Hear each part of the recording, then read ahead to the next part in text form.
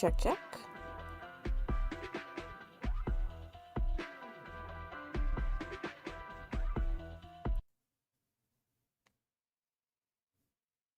Oh, there we go.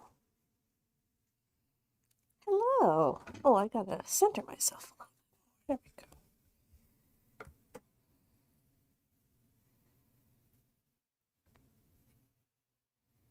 And I'm just gonna do my posts.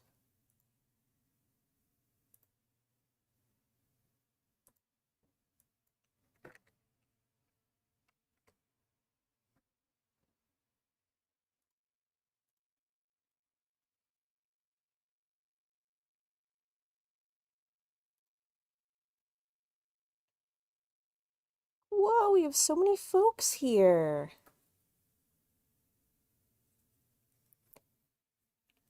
Hi, Platinum. Silly guy. I don't know who you are, but I'm sure I know you. Hi, Zanamnia. Hello, Argent. Lovely to see you here. And Metal Ice Morningstar and Kwame. Hello, hello. Thank you so much. I'm just waiting for Discord to open. Where the heck? Oh, there it is. Why is it not? Okay. You know what? It's all right.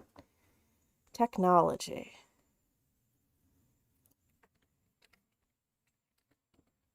Okay. Go.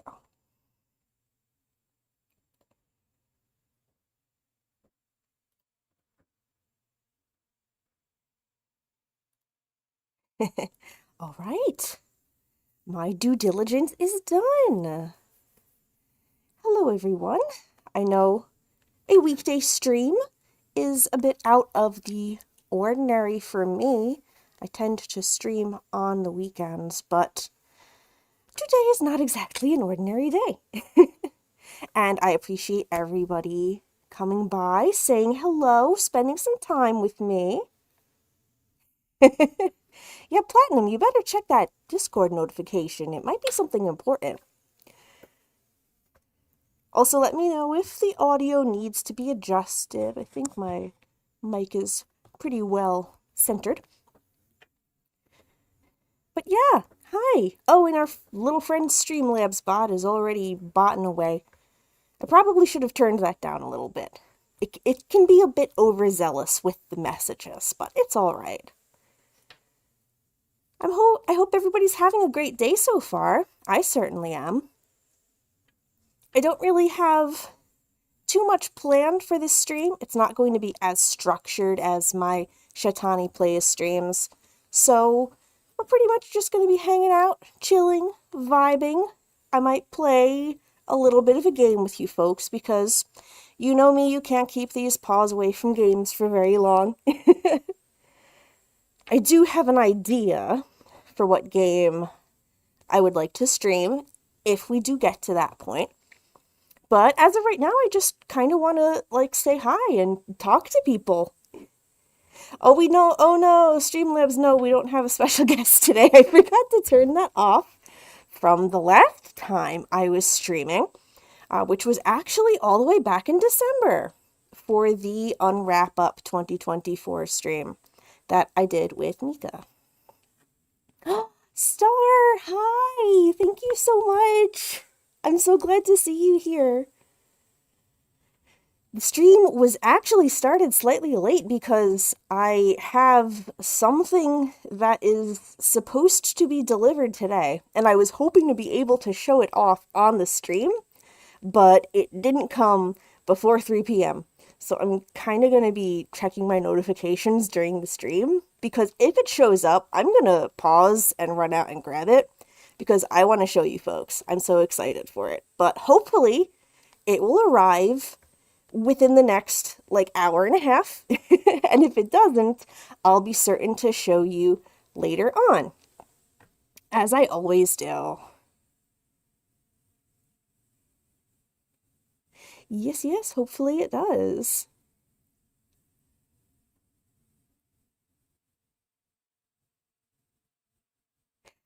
Yeah, Argent, you are so good at those painty transformations, a rat would probably be a very unique challenge for you, I would say, because if folks don't know, Argentarius is a transformation artist, mainly using makeup, and they do some really cool looks. Subscribe to their channel if you're interested in that kind of stuff.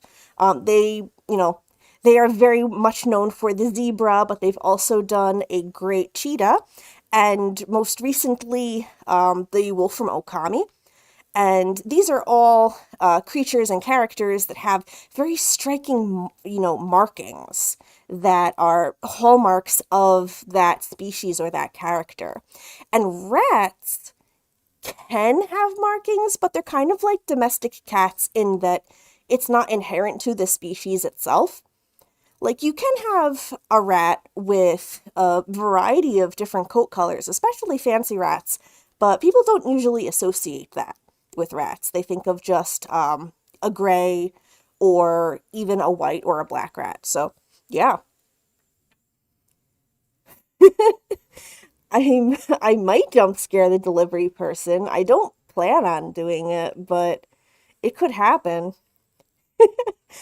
Miss Postman is actually right on time. Miss Postman should be starting at 7:30-ish p.m. Eastern. If you want to check up on what she's been doing, I will be there with Miss Postman.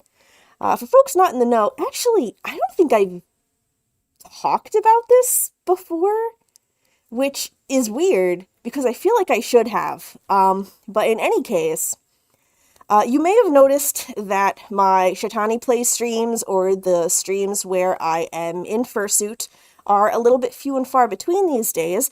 However, I am streaming every week on Monday night. I'm co-streaming with my friend Goaty Goat Goats, and we're playing through Fallout New Vegas right now. Not on webcam, but if folks are interested, that's actually hosted on Goaty's Twitch channel, which I should probably let more people know about, but I feel kind of weird about it because, like, I am co-streaming with her, but it's not my channel, you know? I do post about it every time we go live on the Fediverse, Mastodon, but maybe I should start notifying people in the Cheetah Den? I don't know. I do recommend that everybody, if you are the type of person who likes to play video games, play Fallout New Vegas at some point in your life. It's a pretty cool game, and it's got a little bit of something for everybody.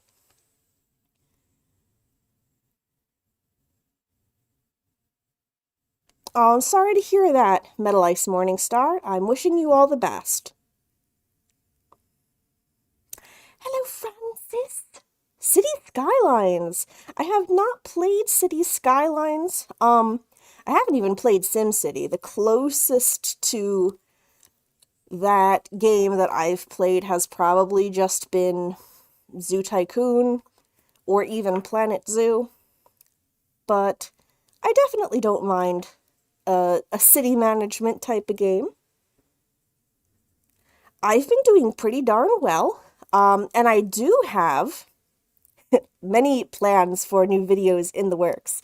I'm doing something a little unique this year. Oh, I should have prepped it with a graphic on screen, but I didn't. Can I? Ooh, maybe I can do this on the fly. Stand by, please. Oh, you know what? It's gonna pop up on top of the stream and make a big weird mess. But in any case, I am trying something new this year in that I was inspired by a post that I saw on social media of a person who, instead of listing like all of the creative projects that they plan to release in the year or all of their resolutions that they plan to do, they just made a bingo card of stuff that they wanted to do in 2025. And they're like, I'm gonna just do things as they come to me, and at the end of the year, we'll see if we get a bingo. And I thought that was a great idea because it takes a lot of the pressure off.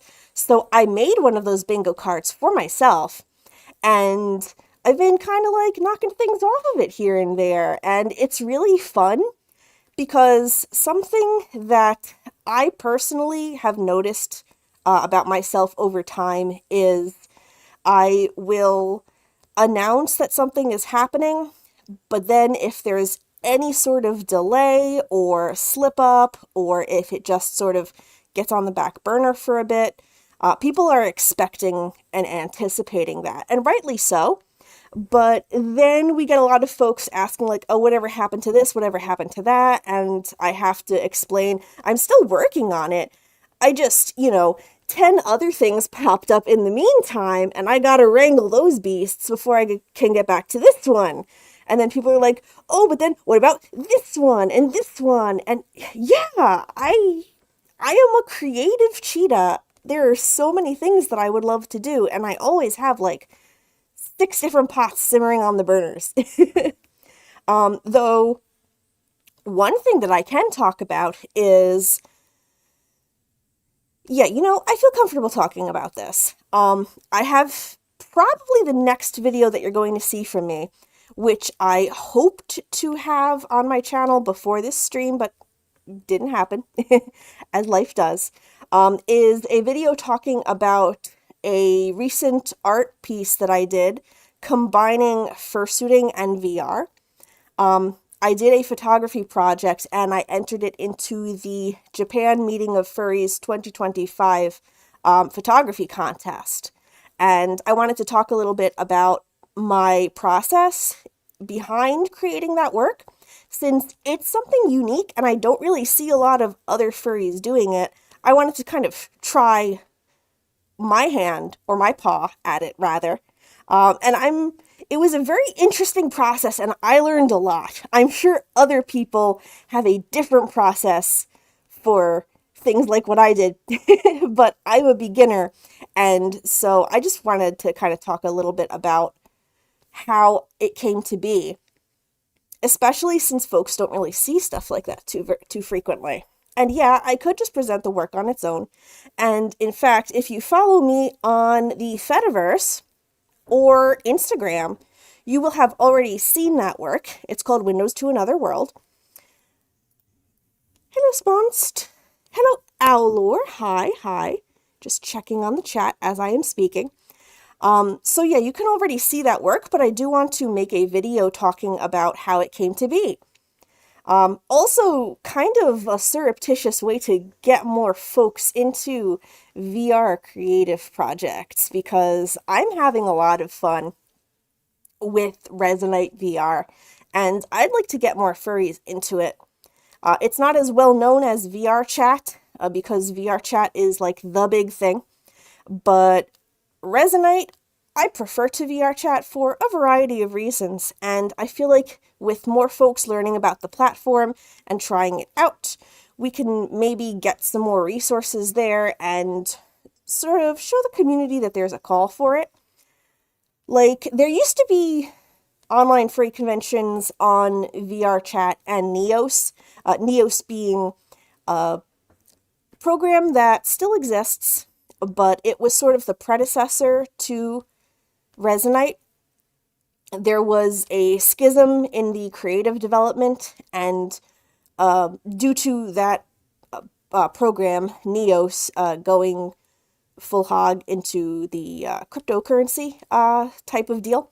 So there was a schism in the creative, the developers basically, and a whole chunk of them just sort of broke off and said, we're gonna make our own VR platform with blackjack and not cryptocurrency. And that was called Resonite. So Neos VR, I think, is still running, but I can't necessarily recommend that you try that out. Resonite is cool, though, and Resonite is created by furries. Yeah, exactly, Owlor. Like, putting something on the bingo card isn't a guarantee it's going to happen, just telling people to watch out for it. And also, I worded my bingo card in most of the bingo squares. I worded in a very brief and mysterious fashion. So, like, yeah, there are words there, but what do they mean? It could be a variety of ways to interpret what it says on that bingo card, you know? Hello, Brittany. Thank you so much. Why am I best cheetah? Well, I'll show you. Thank you for asking. That is a very good question.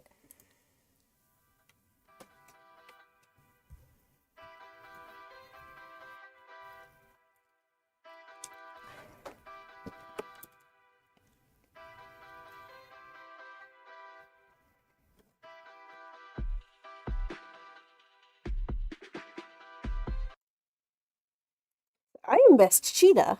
Oop, where'd it go? There we go.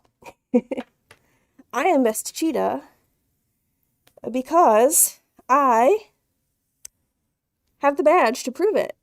I was awarded Best Cheetah at Anthrocon 2019, which was Surf Pacific, I believe the theme was that year. Yes, it is official. And this is totally not a badge that they gave out to every cheetah there.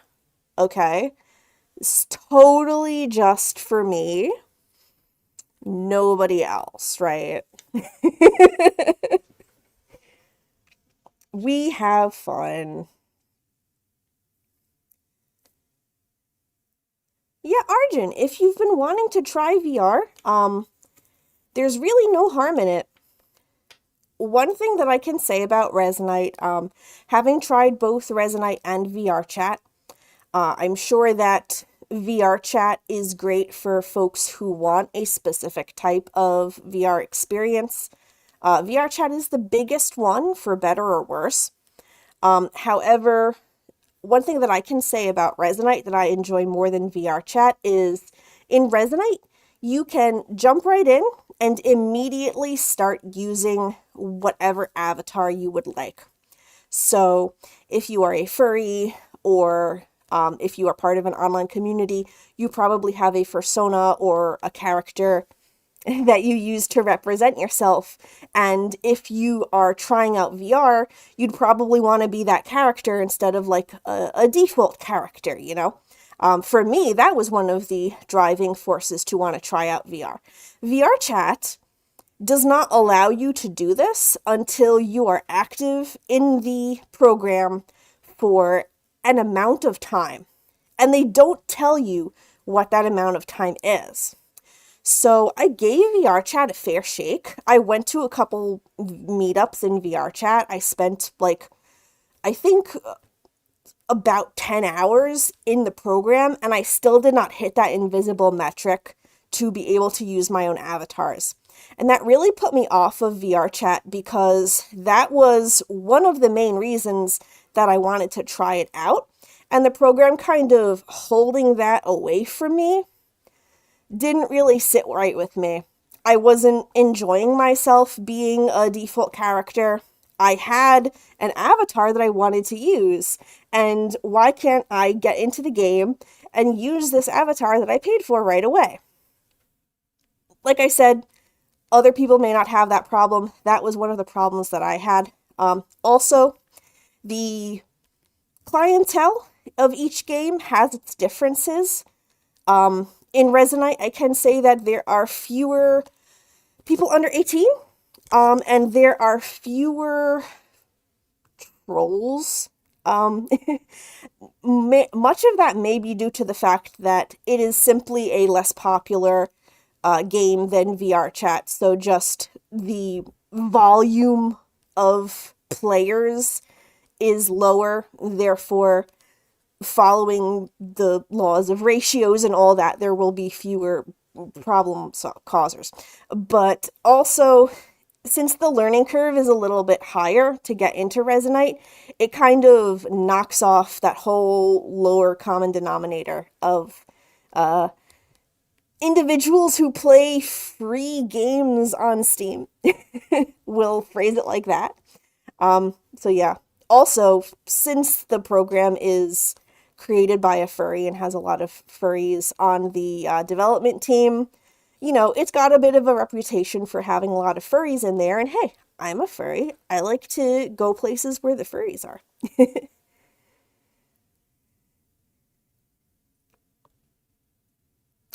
Sponsed, you are joining the Magpie Bones family too? That is so exciting. If you wouldn't mind, I'd love for you to tell me a bit about what character you're getting from Magpie Bones. Did you see the lion that she made recently? It looks great. And that's sold immediately. I noticed that she's getting her faces like really small and compact, and they're kind of like squished. I don't know if there will be an updated Shatani anytime soon. I love this suit so much, and I'm going to wear it until it literally falls apart. And that day, I will cry 1,000 tears and then immediately look for Magpie Bones' next commission opening. But yeah, highly recommend Magpie Bones. She is a great maker, so reliable, which is rare these days. Ooh, I'm getting a little headset squeakage. Let's see if I can tighten this up a little bit. Oh yeah, that's much better.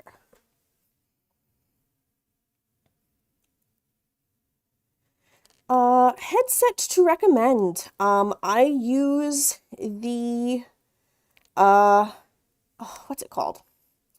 I don't use, yeah, I stay away from Meta as well. I use the,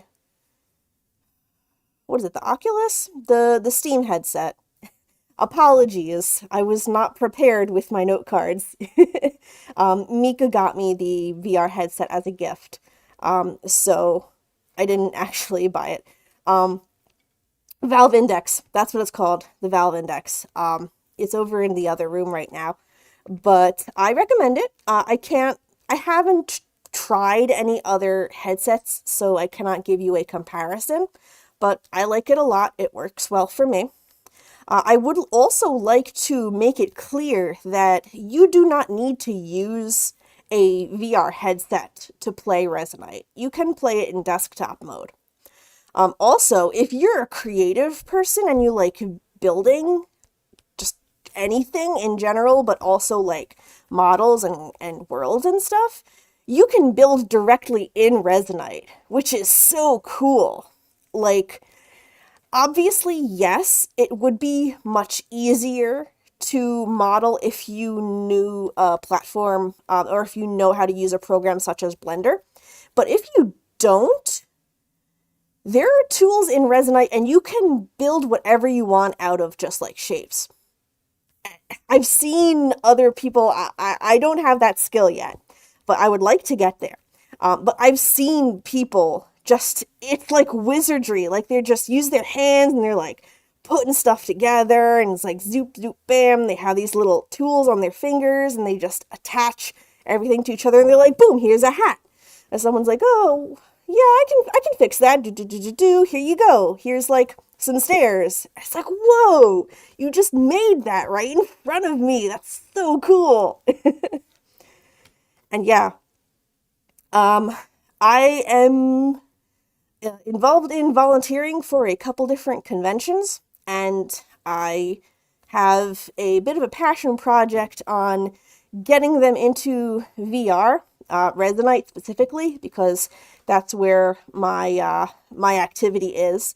So this year I would like to learn how to actually import worlds into Resonite and create unique, bespoke worlds in VR. Like right now, my skill level is at sort of like a remixed stage. Like if I'm given an avatar, I can retexture it. If I'm given a world, I can, edit a couple of the features that are in that world, but I haven't yet practiced my skills to the point where I can create something myself. So, for one of the cons I volunteer for, there's a person on their VR Spaces team who has experience with that, so I'm essentially going to be shadowing them for the rest of the year from now until the con happens, and I hope to learn a lot from that person about how to actually get worlds created in Resonite, because I would love to, if not next year, the following year, start to actually create worlds for not only the conventions that I volunteer for, but also just like myself and my friends in Resonite. Like I'm using the default Resonite homeworld right now, which I did, embellish, and I added some Shitani touches here and there. But you can create like your own world. And like I'd love to have an actual home that looks like, how I envision Shatani's home to be. And maybe one day I can even make spaces like the cat cafe where Shatani works, or like a park, or the street, that you would walk through in Shatani's world, like moving from place to place. And there would be like businesses and stores that you could go into, and I could have people just like visit the world of Shatani in VR. And that would be so cool.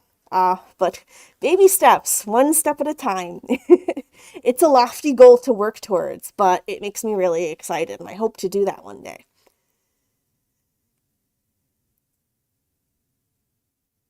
All right, Kwame. You have a good time, and I'll see you a bit later. Hello, Hubble. Thank you for stopping by. Oh, sorry, Star. Yeah, the automatic captions are automatic and not exactly great. It is Resonite. Resonite. Also, I got my accent. So I'm not clear sometimes. It's all right. Yeah, and it's free. It's free.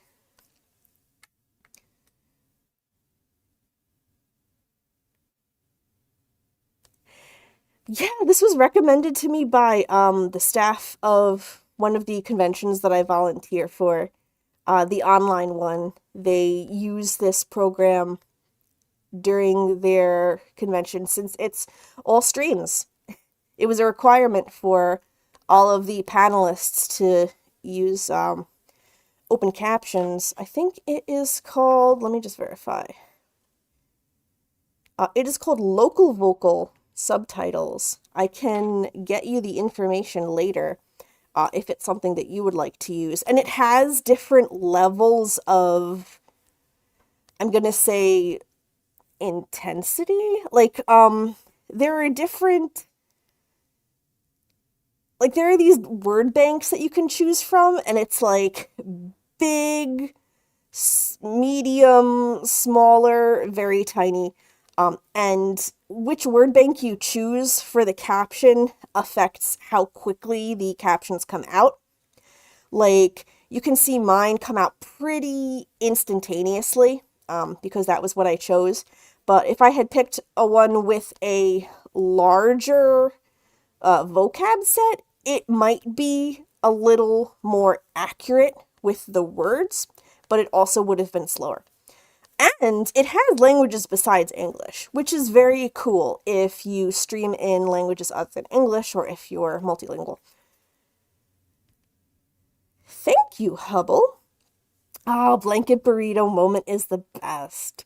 I can just imagine laying there in your bed, all cozied up, with your phone, just watching a cheetah and just being so warm and snug.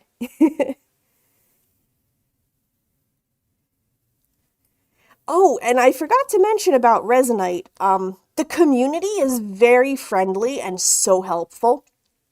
Um, they don't have this anymore, but I want to mention it anyway because I think it's just so cool and it's indicative of the type of community that Resonite has. They used to have in the previous platform Neos, when you started the game for the first time, you were dropped into a tutorial world with a mentor who is an actual like experienced Resonite user, part of their mentor program, who would like walk you through the tutorial and how to do stuff. Like, you would immediately have your own personal guide who's an actual person, like an actual human being there with you, teaching you how to use the game, which is really neat. The Resonite does not do that anymore, but it has a neat tutorial world, and also, like, the mentors are just so friendly and so willing to help. Even the people who are not specifically Resonite mentors, I've noticed that if I'm in like a world and I'm hanging out with people and someone has an issue or they talk about like, oh man, I wish I could do this thing, people would be like, oh yeah, I have something that can help you with that. Boop, boop, boop. Here's a tool. Or like, oh, you want to know how to switch you're having audio problems with your microphone? Here's how you do that. Or like, someone's like, oh, this is just a default avatar that I have, but I would really like to be like a wolf or something. They'd be like, oh, I can take you to this avatar world that has a whole bunch of free avatars for you to try. Come on, let's go together and I'll show you how to set that up. It's just really cool. Everyone is so nice and friendly.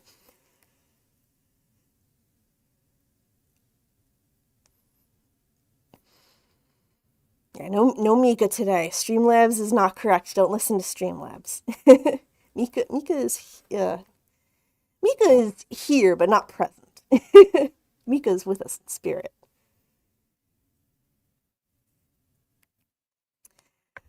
I have thought about painting a mask. There are definitely use cases for having more than one face, and I've thought about it, but we're cheetahs. We got spots. If you want the spots to look realistic, you need airbrushing. And airbrushing equipment is not very accessible to the standard uh, American household. Basically, it's an investment that I don't really have the space for, nor can I justify such a purchase for like one or two things.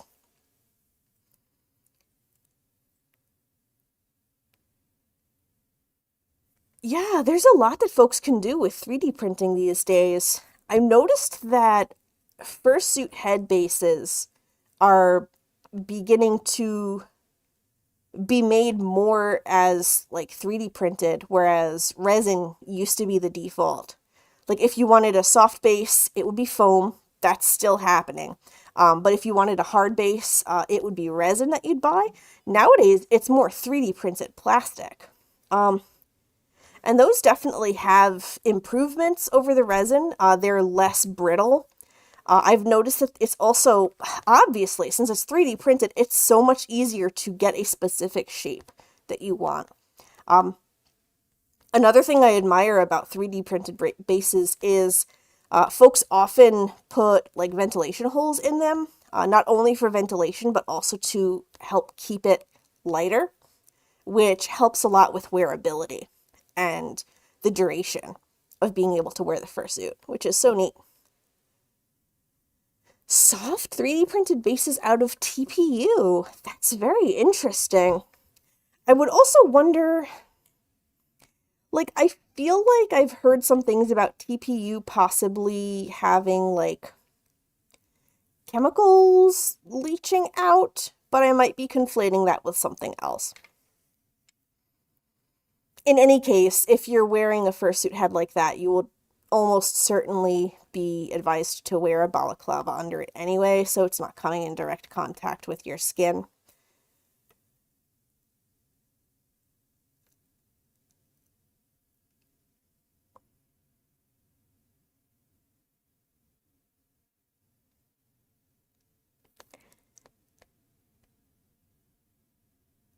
Yeah, flexible materials for fursuit head building.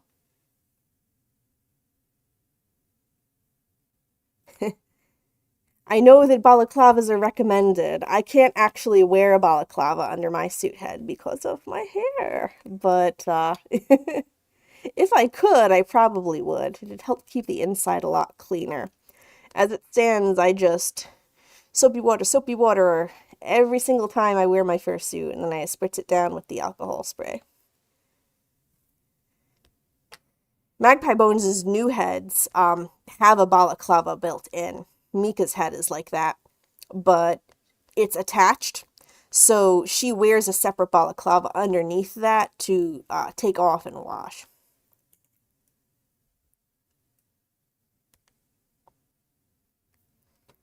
I don't know.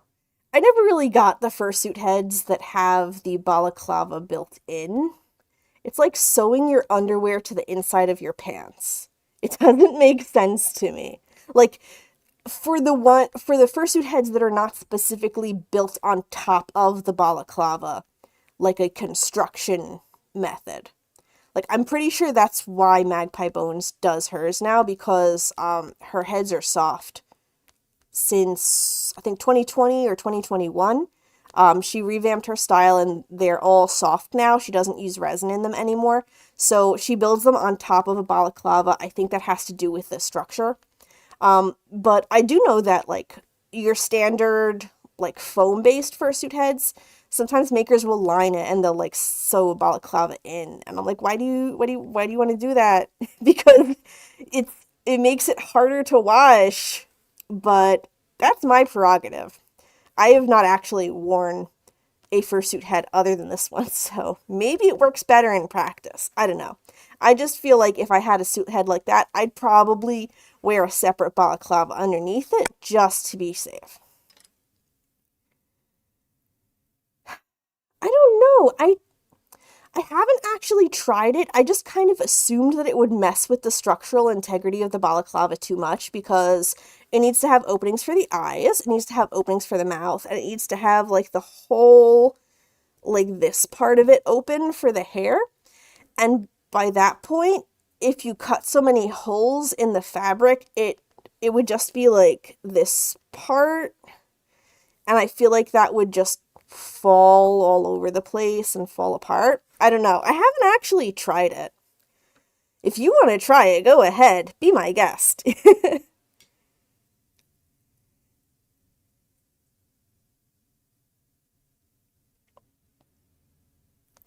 Yeah, lining the foam head to protect the foam is important. Hello, Brimstone. Thank you so much. I could maybe bobby pin it to my hair, but if I did that, then the fursuit head would be pressing the bobby pin into my head, and that would ouch. Maybe not, depending on if I pinned it like in the back.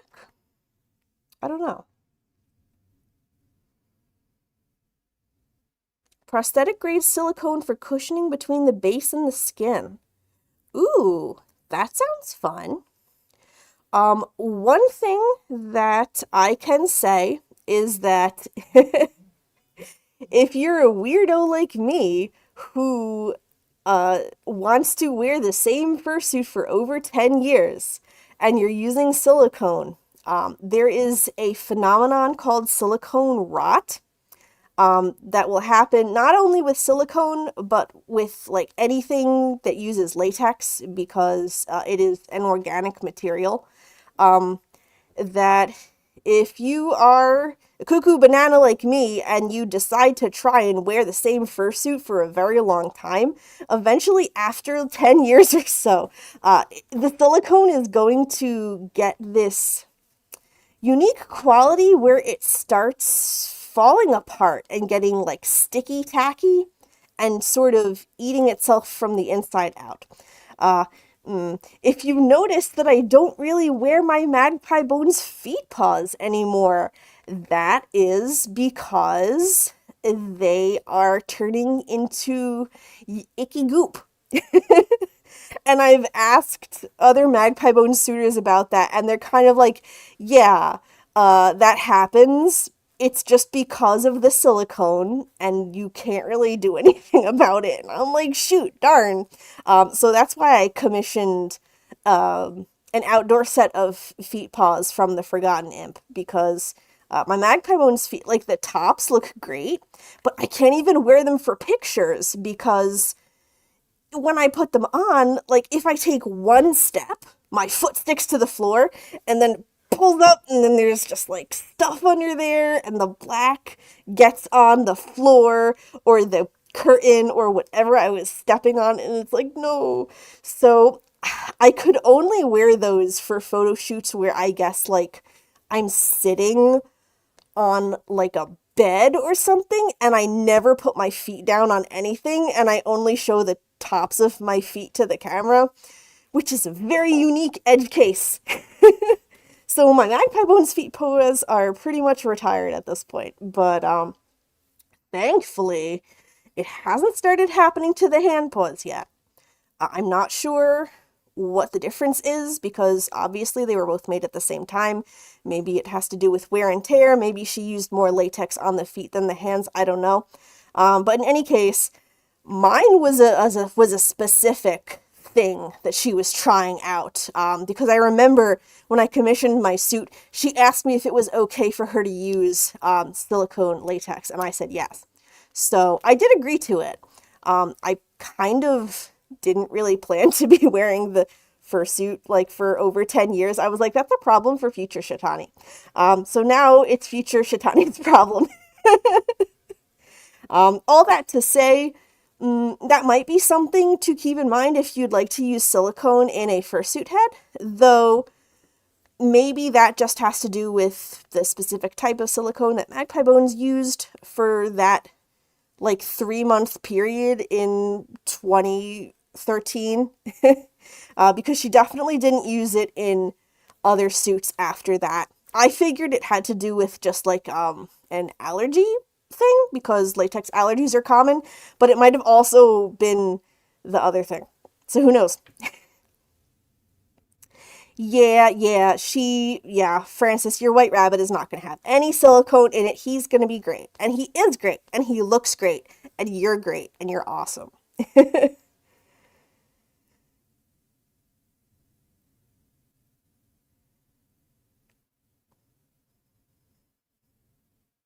Yeah, I think it was prototyping or like she's a creative person. She'll have ideas and she'll ask people like, "Hey, is it okay if I try this weird thing on your suit?" Um like I think she tried whiskers for a bit like a decade ago and they didn't quite look the way that she wanted them to. So there were like one or two suits with whiskers and then like no more whiskers for like 10 years, and now she's starting to do whiskers again because she refined her process to that point. A lot of fursuit makers will do this, by the way. Like if you have an idea for a feature that you want in your fursuit, just ask your maker. Sometimes they have concepts or things that they want to try out, but they can't do that until they get a project. So like if you're commissioning a fursuit from a maker and you have like either an idea for a thing that you want them to try, or if you're open to telling your maker, hey, I would like this commission, and also if there are any unique techniques that you want to try out on my suit, you're more than welcome to. They would be really happy. This is how we get innovation in fursuits, by the way. Um, I know it seems like standard these days, but there was a time when the moving jaws like this were a new technique that people hadn't tried before. Things like the magnetic eyelids that we see in fursuits all the time now, the swappable tongues and swappable hair pieces, things like LEDs in the fursuit, motorized components to the fursuit, like eyes that blink and tongues that stick out, things like that. Fursuit makers love to try stuff like that. Like Magpie Bones, I asked her if she could do touch capacitive claws for Mika's fursuit because I saw for a while that she was working with a person by the name of Calvin Engineering on touchscreen compatible fursuit claws, and it looked like they were really going somewhere with it, but apparently that project didn't end up in a stage where she could actually use it for her fursuits.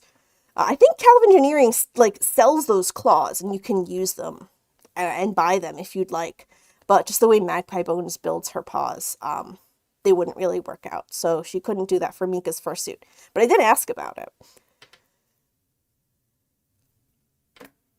Yeah, we got removable tongues. A ton of my friends who have toonie fursuits, they have tongues that either attach with Velcro or magnets.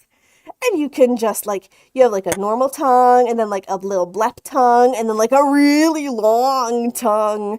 And sometimes they even have a magnet in the end. So if you can imagine, like the tongue is stuck to the cheek, like with a toonie fursuit, if you can imagine the character like licking their cheek like, good. Like, you can just stick the tongue there. And also, as you can imagine, it's very fun if you have a prop with a magnet in it, so you can just like walk around and like stick it to people's tongues like Yoshi. It's very fun. Something else that I find funny is if you look at a convention's social media after the con, and they will tend to post a picture of all of the unclaimed lost and found items that people turned in during the convention. And they'll be like, hey, if you recognize any of this stuff, please come get it. And there'll be like, character badges mostly and like a paw. But sometimes there will just be like a tongue. And it's like, who left their tongue at Anthrocon? I don't know. I think that stuff is amusing.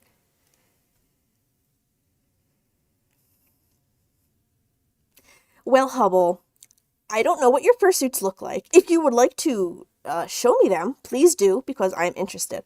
But one thing I can say is that if you have a style that you like, I'm pretty sure there are other people out there who also think that style is cool. So I say go for it. Give it a try, and find that community that you can connect with.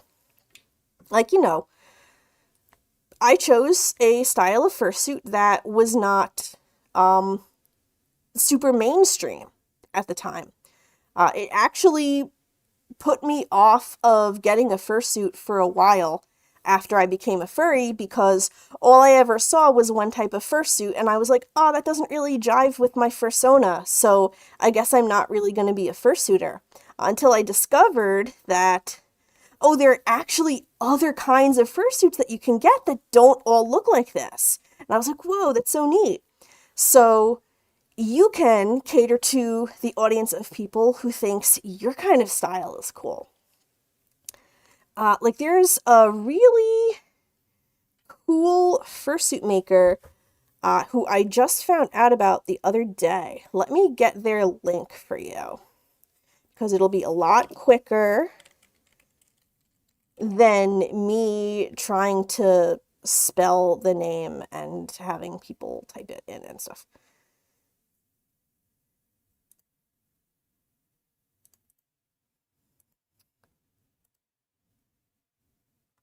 Okay, yeah, this is their homepage. I'm gonna get you the link to specifically their fursuit making page. So they're called Spaytime. I believe that's how that's pronounced. And they have these mega cool fursuits with eyes that blink and tongues that stick out, but it's not motorized. It's like levers inside of the fursuit head. Like, I know for the tongue, you have to like stick your own tongue out and it touches like a button and it makes the tongue come out. And I think the eyes might be like head uh placement. But like if you look at their fursuits, they're so cool. And they do full suits as well. And the body suits are mostly spandex, so it's skin tight and the fur is used as like accents. The blinking is the ridge of your nose. Thank you. Thank you for correcting me. Yeah, they're so cool. I just found their account the other day. Yeah, I love all of this innovative fursuit stuff. We have such cool technology these days. And the great thing about their suits is that they can be worn as a partial, like most full suits can. But since it's so skin tight, if you don't want to, you can just put normal clothes over the suit most of the time. Like that on their main website, the character on the left, that cougar, that's Kalika. I follow her on Instagram. She's got like mostly fur, so that might not be as easy to do. But then right next to her, the gray canine character with the pink shirt, that's Spay of Spay Time. And as you can see, they can wear clothes just directly on top of their fursuit body. And that's like so cool. They do modeling and stuff. Like they have a fashion page for brand collabs and stuff. That's the kind of thing that I would like to do if I wasn't so weird. Like, hey, furries, do you make clothes? Send me your clothes and I'll model them. I'm not a size -3, though, so I'm not exactly model material. But, like, what Spay is doing with their fursuits is so neat. Yeah, temperature management. That's another factor to consider as well. And a big contributing factor to people being able to fursuit or not. Like, fursuits are hot and strenuous. Like, people are like, oh, it's just like a costume head and a thing on your hand. I'm sure I can handle that. Like, yeah, but also, you don't really notice until you wear the fursuit. Like, it's more taxing than you think it is. Oh, hang on, I'm checking my notifications. I think I think package is here.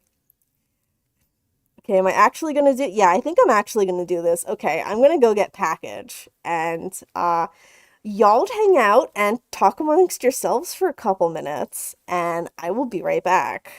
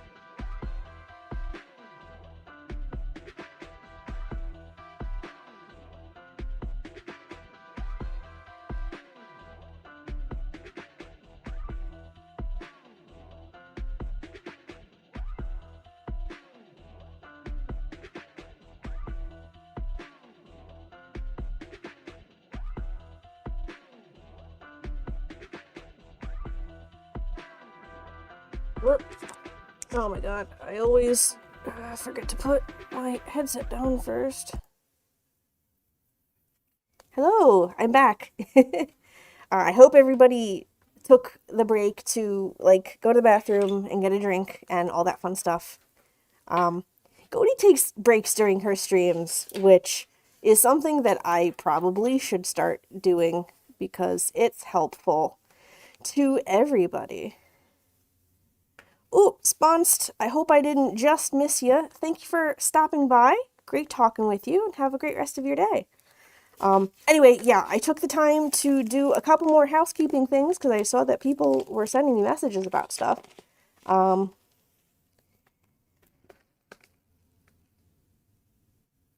only hear from one ear. I don't think I changed anything about my audio settings, but if there is a problem with the settings, let me know.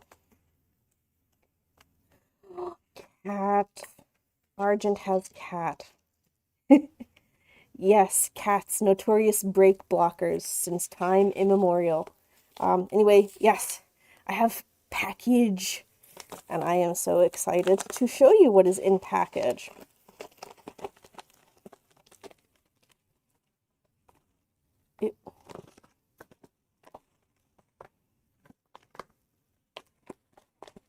Okay, here they are. I'm just gonna dump them out. Wah! Oh, okay, this is right.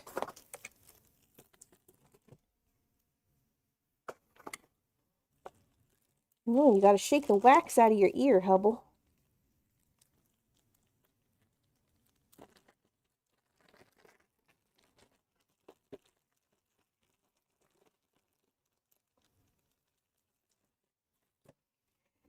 Okay, so I recently got an art commission by an artist called Danaroni, who was doing these commissions to gloomify your persona, which was basically like making them into like a 2000s emo scene kid kind of thing. It was basically like give your persona and your favorite band, and they would kind of like do your character. Where well, everybody knows that Shatani's favorite band is My Chemical Romance, and I'm like pretty much already themed around them, but I really enjoyed the concept of the commission. And I requested one from Danaroni, and they were actually like, "Oh, I've seen your persona around. She's so cool." And I was like, "Ah, yay!" So here is the art that Danaroni did. And this is actually a collage.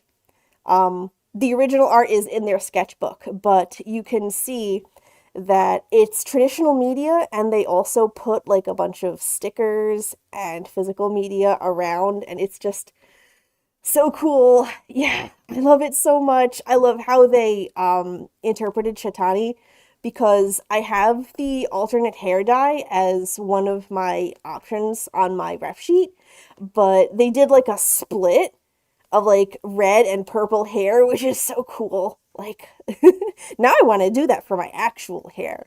It's been a couple years since I dyed my hair. Maybe I should dye my hair again. I don't know. And then the outfit that they picked is so cool. Like I actually have the shirt and the pants are really neat, and I love the boots. I wish I had paw boots like that. They're so cool. There's also a little detail which might not be visible to you on the stream, but I'm pointing like you can actually see where I'm pointing. But they added like one of those chunky rubber bracelets that say I heart boobies, which were really popular back in the mid 2000s. It was a breast cancer awareness campaign, but it was really tacky because it was the mid 2000s, and of course it was. But also, I'm queer, and my partner is a girl, and I like movies. So, like, yeah, good. So, in any case, I thought that was really cool, and a friend let me know that a sticker website was having a sale and it was ending really soon, and I was like, "Oh, this is a very good sale. I wish I had something to make into stickers, but I don't have any sticker designs that I'm ready to put into production right now." And then I was like, "Oh wait, yes, I do." So, it's a sticker. It's pretty sizable. They're really big, and they came out so nicely. The webcam is not ideal for focusing on an item that is up very close to it, but yeah, stickers. I love stickers. I don't know about anybody else, but I think stickers are great. I don't have commercial rights to these, so I will not be selling them, but I am going to be giving them out at conventions and as freebies for any of my shop purchases. If people buy something from my coffee shop, I'll probably just throw in a couple of these. Um, and I'm also going to be using them for sticker trades and things. I heard about a furry sticker trade website, which you basically just like mail them a whole bunch of your stickers and then they mail you other furry stickers from around the world, which is really cool. I miss snail mail. Snail mail is a lot of fun. The Lucky Cheetah. Hi, thank you so much for the birthday wishes. Speaking of something else that I noticed that I got when I stepped away is I forget that it's mirrored. This lovely art by Xenomnia, who just drew me, like right now, for my birthday. And this is so cool. Thank you so much. Have a little party hat. I should have gone and gotten a party hat while I was away, but I didn't think of it. But this is such a lovely picture. And I'm so happy. Thank you so much. Uh, I'm so glad that I did this stream. I'm having a great time. I hope everybody else is having a great time too. Ooh, and Hubble, you DM'd me on Mastodon post of your fursuit head. Yeah, I will definitely take a look at that. Thank you very much. So, I'm perfectly willing to keep chatting. Actually, hang on. I'm gonna.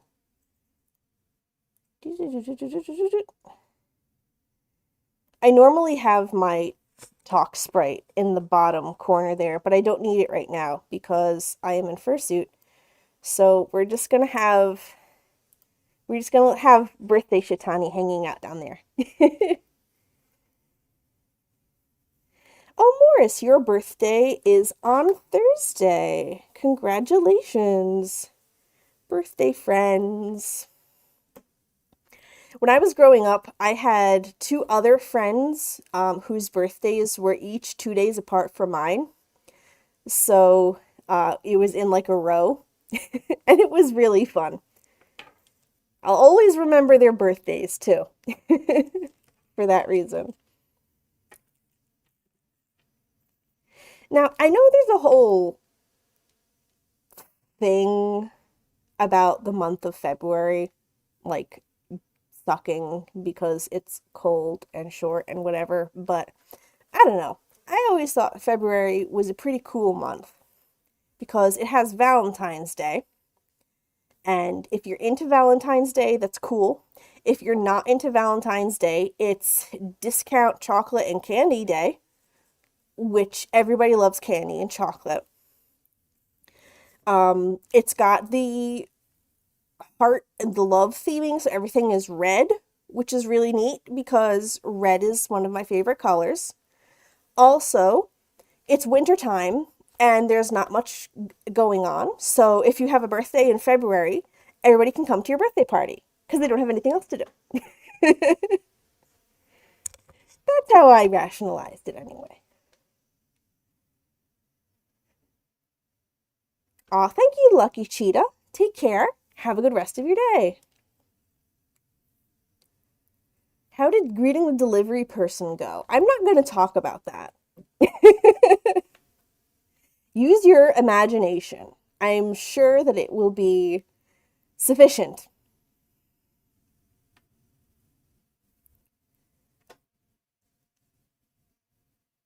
Yeah, so if folks have things that you want to talk about or ask me about, let me know. Otherwise, I might whip out a game real quick.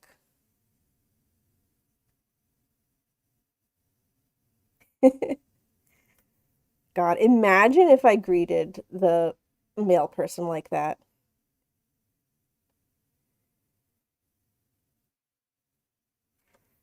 Now, Arjun, I hope they saw you and said, "Wow, that's really cool. Good job." Because they should have. That is the appropriate response to seeing you in full zebra.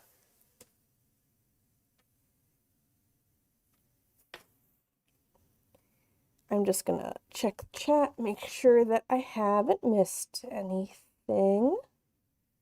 Which, if I have, please just let me know. I'm also gonna check the Fediverse for Hubble's Fursuit. Ooh, very nice Wolverine.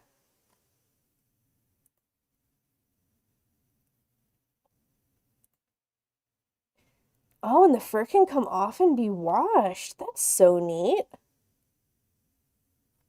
Yeah, I don't know how to make it so that other folks can send links in the chat, but I'm just going to paste the link to Hubble's Fursuit so everybody can see the awesome job that you did.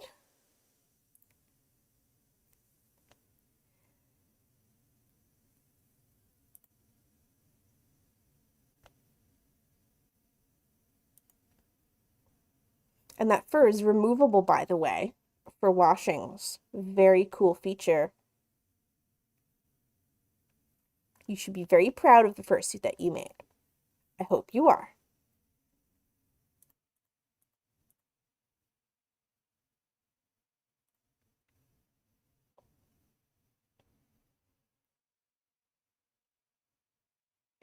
An animal I haven't seen much in furry art that I would like to see more of. Hmm. That's a difficult question because I feel like most of my furry art preference needs are actually being met. I'm a simple person. I like cheetahs. If I see cheetahs, I'm happy.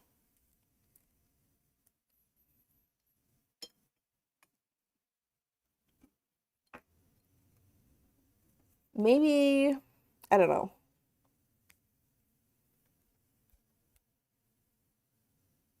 I'm trying to think. Maybe some more goats would be good.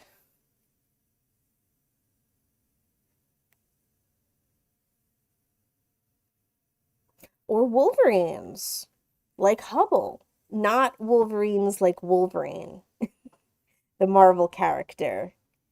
He's different and should not be depicted in furry. Or if he's depicted in furry art, he should be an animal that's not a Wolverine.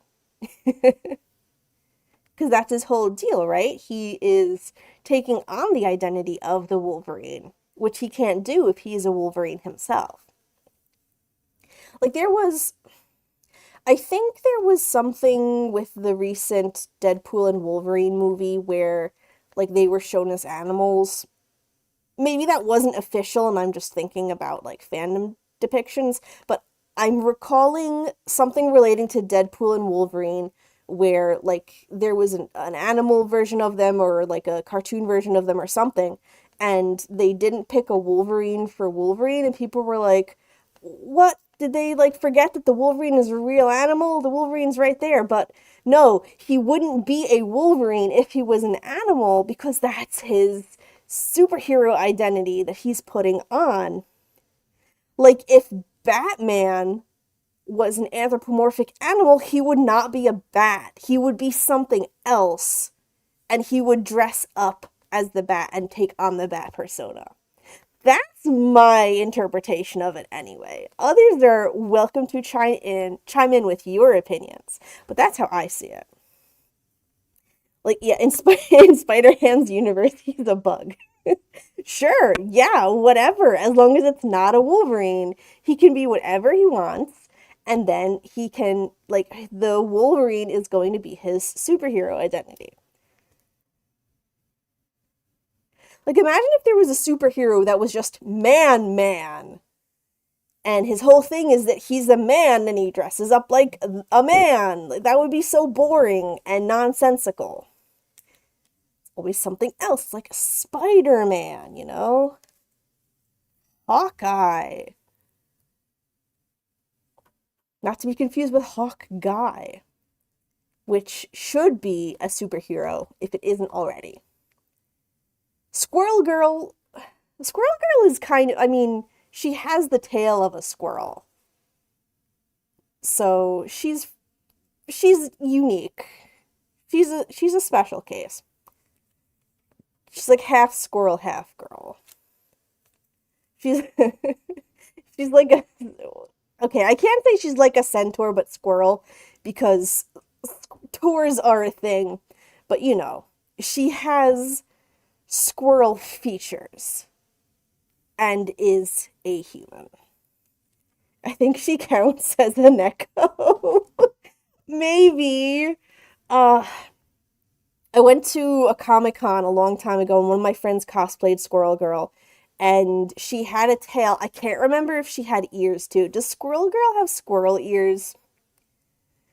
Because I know she's not like super furry. I think she only has the tail. I know she has human hands and feet. Batman would be a ferret? Why would Batman be a ferret?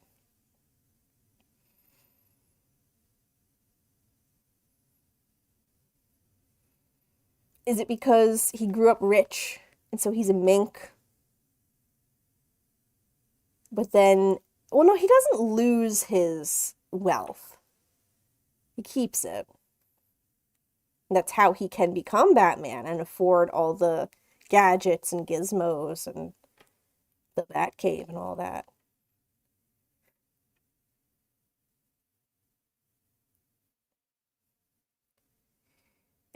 She has an ear headband, but they aren't part of her like her tail. Why did she wear like in the canon, in the lore, why does she put on an ear headband?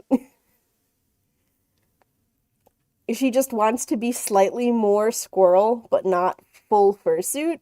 I never really got into comics, but I know enough about them through cultural osmosis, and also if you are a nerd identified individual in school, you're going to be friends with lots of other nerds who are into their own unique things, and so you pick up a little bit here and there of everything.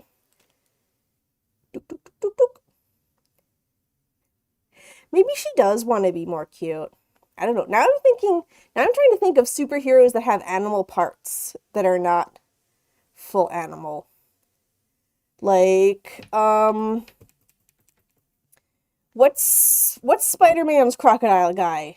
What's he? Doctor? No, not Doctor Croc. I think you might just call like the lizard. The villain from Spider-Man, who is a crocodile dude. He's a human. He was a human, and no. Am I thinking of Killer Croc? I might be.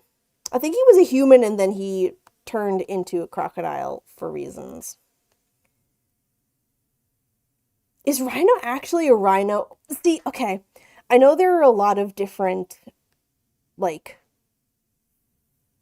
what's the word? There are different universes in the superhero canon, especially with the comics, and they'd like redo everything every couple of years. So I think there's a version of Rhino where he is a rhinoceros, and there's also a version of Rhino where he's just a really big guy. Who's that? Who's that X-Men character that has the angel wings? I liked him. I thought he was cute.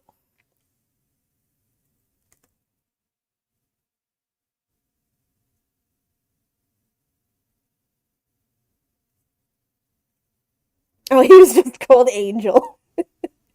Good job, DC. I think they're DC, right? Yeah, good job, DC. A plus character naming. You got it.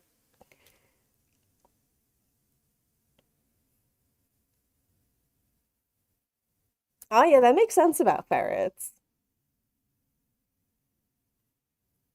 And then he became Archangel. Would he get promoted? Oh, it was Marvel. Whoops. Okay.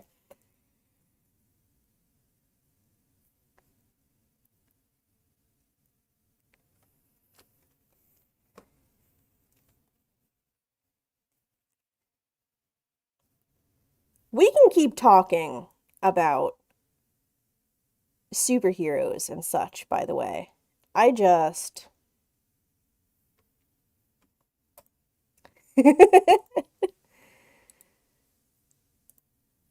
Not me blasting everybody with my personal details on the stream.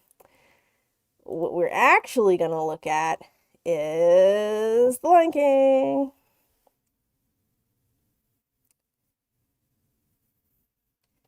I don't play any tabletop roleplay games because those need to have people that you get together all at the same time in the same place on a regular basis, and that's really hard. So don't mind me. I'm just going to be playing a little bit of the Lion King, the original 1994 game, for MS-DOS, not the ports, because those aren't the same. Now, I have the audio off. I'm about to turn it on. It might be really loud. If it is really loud, tell me, and I will turn it down.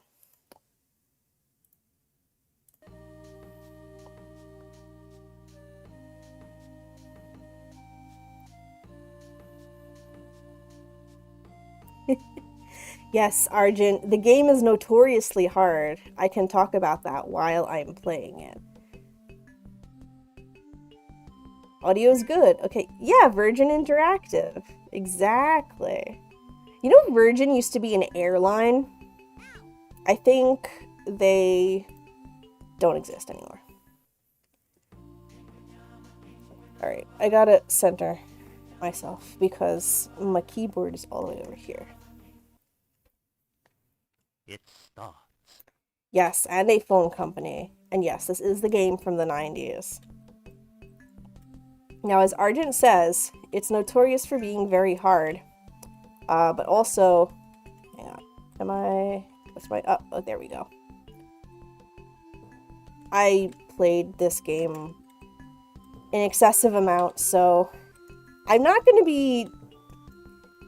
speed running it or anything, but you're gonna see me go through pretty quickly. Hang on, I just had to move my mouse cursor out of the way. I'm sure you guys could see that. Or maybe you couldn't.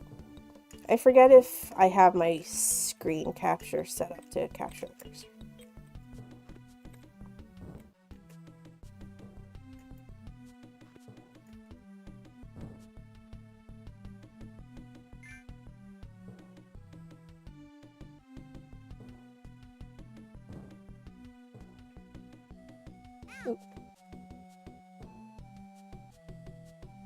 Yeah, the animations are really good. See, I got hurt, so I can't roar at this guy yet. I have to wait for my roar bar to fill up.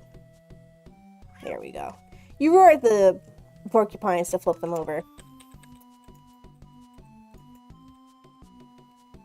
And that bug you have to get to expand your life meter, which is the meter on the right. Roar bar is the meter on the left. Life bar is the meter on the right. This is a continue. There are there's a bug in every level to extend the roar meter, the life meter, and bonus level. I don't know that extending the roar meter actually does anything, because it's not like it makes him more powerful. The roar is only ever really used for scaring enemies. And how they get scared, or rather what happens when they get scared, depends. See, as a cub, Simba can't really do much by way of attack, so roar is kind of the only power that he has to use against his enemies, aside from just straight up jumping on them. When he grows up, he will be much stronger and have other cool things that he can do, but right now it's pretty much just the roar. And yeah, I kind of glossed over that entire area back there, but that was a secret area.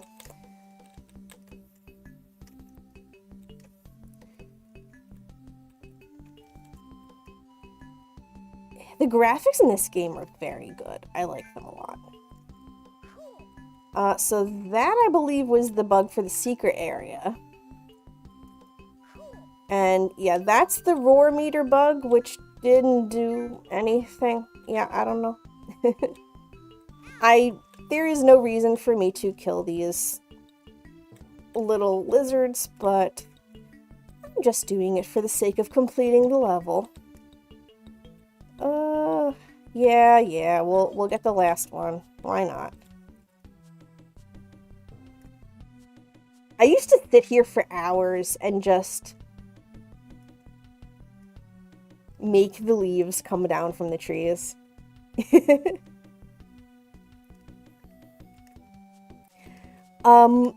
It's funny you mentioned that, Argent, because there might be cheetahs in this game. So yeah, I suppose I can talk about this now. The game was being developed at the same time as the movie, so that it could be released when the movie came out for, marketing purposes. So the concepts that they got to work with for the game were working concepts, and not all of those made it into the movie. So you're going to see a lot of scenes that didn't like scenes and characters that didn't actually appear in the movie. Oop, I missed it. Oh well. If you get over 20, Pumbaa says something.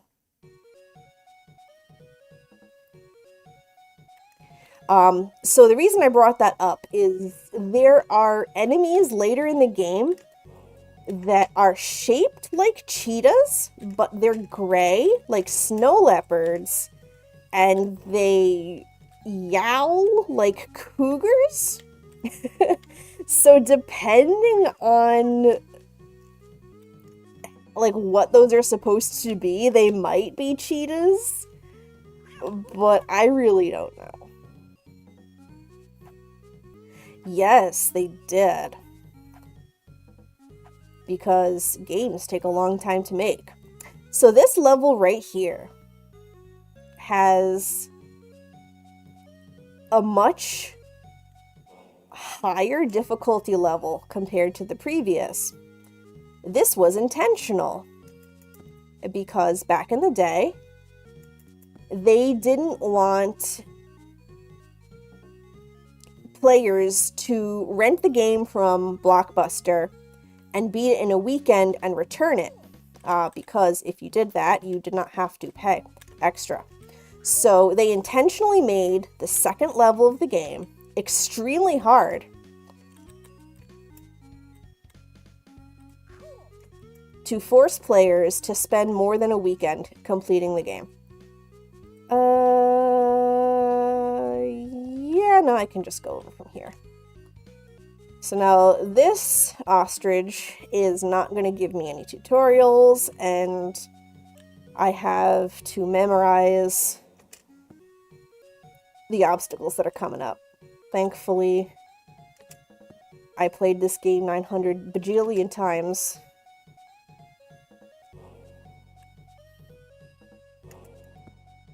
Also, this ostrich is supposed to go all the way over to the left side of the screen. Like the previous one, it's just glitched right now. So it's not supposed to be this hard, actually.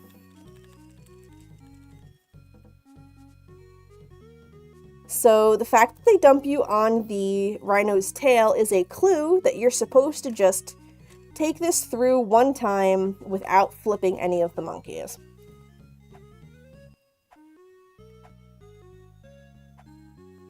See? And if you do that, you get the 1-up. There's a very vague message at the beginning of this level that says to roar at the monkeys. It's not any more specific than that. You have to roar at the ones that are pink. They flip direction, and that changes where they throw Simba.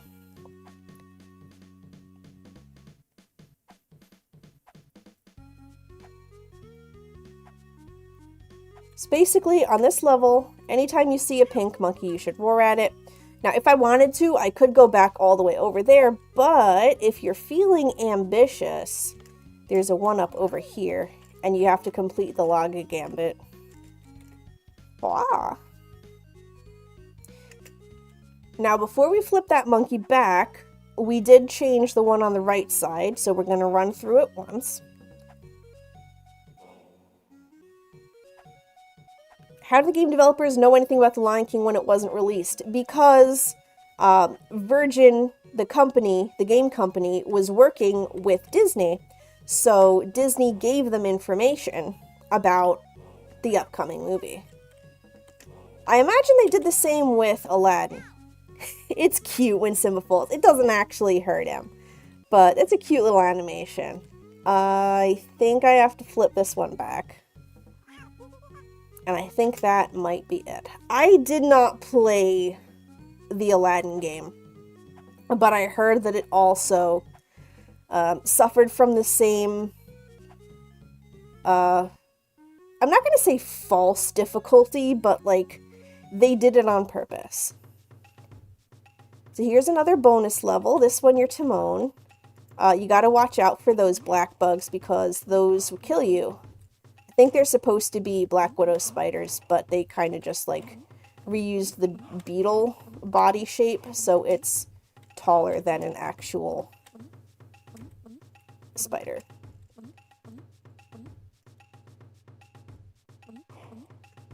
I think this level is supposed to have a timer on it.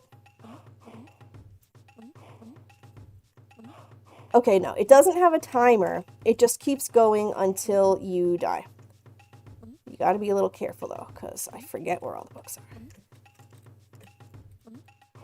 Ooh.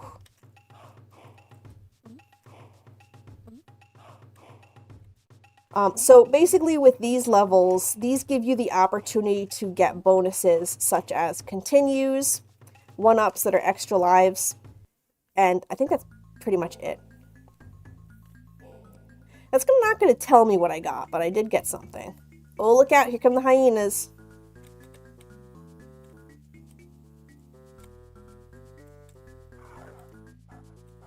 Ooh. Dang it. Third time's the charm, eh? Alright. So the hyenas, you have to tire out. And then jump on them.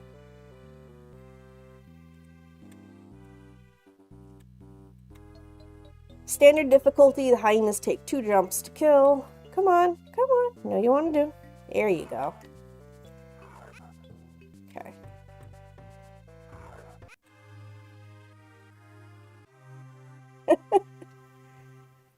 Even the death scenes are cute.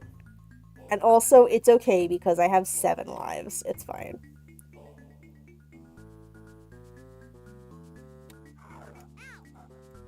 Okay, we're gonna be aggressive this time.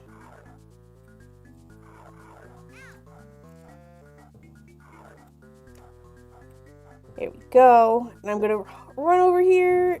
Yeah, fast enough for you to see that that bone wall falls down. Refill my health. Is the max 9? That's a good question. I forget. That bug is a poison bug. You don't want to get it. It won't kill you, but it will reduce your health by half, which is no bueno. How were you supposed to know that? Trial and error. This is a game from 1994. They did not hold your hand about things. Come on. Sir. Sir. Here we go. So one of the bonus bugs is up here. If I could actually jump. Thank you. Yeah, he just passed out. If I lost all 8 of my lives, he would have died. And then you would need to use a continue. And then you would need to start all over from the beginning, because this is a game from 1994. Now you may notice there is a vulture here. And you might say to yourself, I don't remember any vultures in the movie of The Lion King. So this is an example of a character that was present in development, but didn't actually make it into the film. I guess they were going to have vultures. And like, yeah, there are vultures in The Lion King. In this scene where Simba runs away. They don't appear in Be Prepared, though. This Bone Gambit is really hard, but there's a thing at the top that I want to get. I don't have to get it, but I could.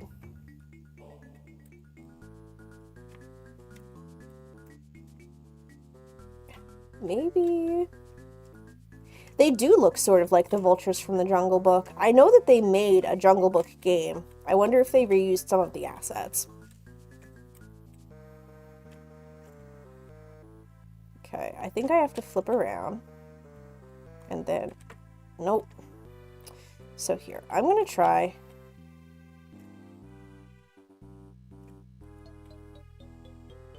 There's a 1-up over there on the left, but I really don't need it.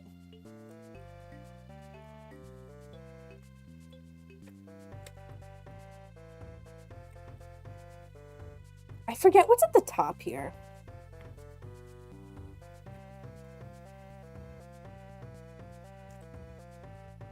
Okay.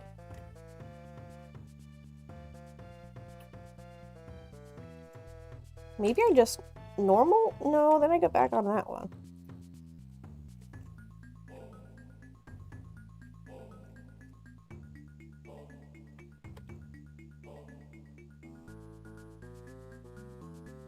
Okay, you know what? We're not going to do this. We're just going to go over here. I think it's a... No, it's not a continue. The continue is later on. It's underneath a spider web.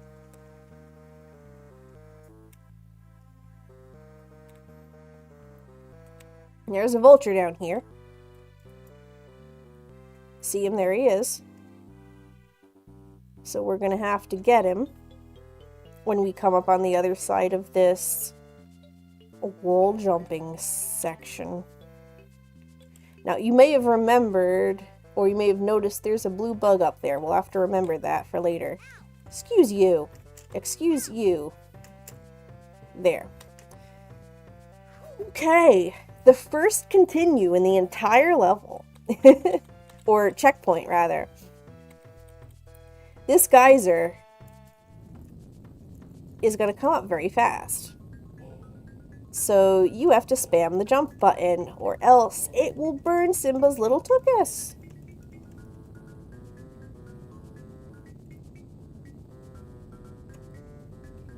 And if I was more skillful, you're supposed to be able to run across that bone and not get hurt. But I was not.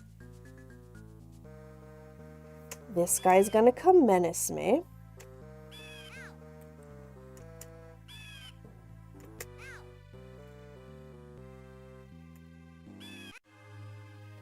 That's okay. That's what the checkpoint is for. Thankfully, we don't have to go back and get the bonus bugs from earlier, namely because that would not be possible.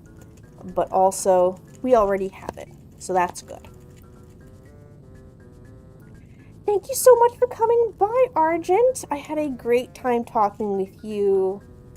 Have a great rest of your day.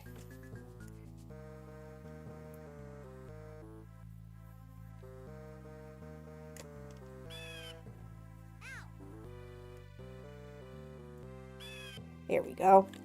Now I'm going to want to make sure that I drop down here and get the bonus bug.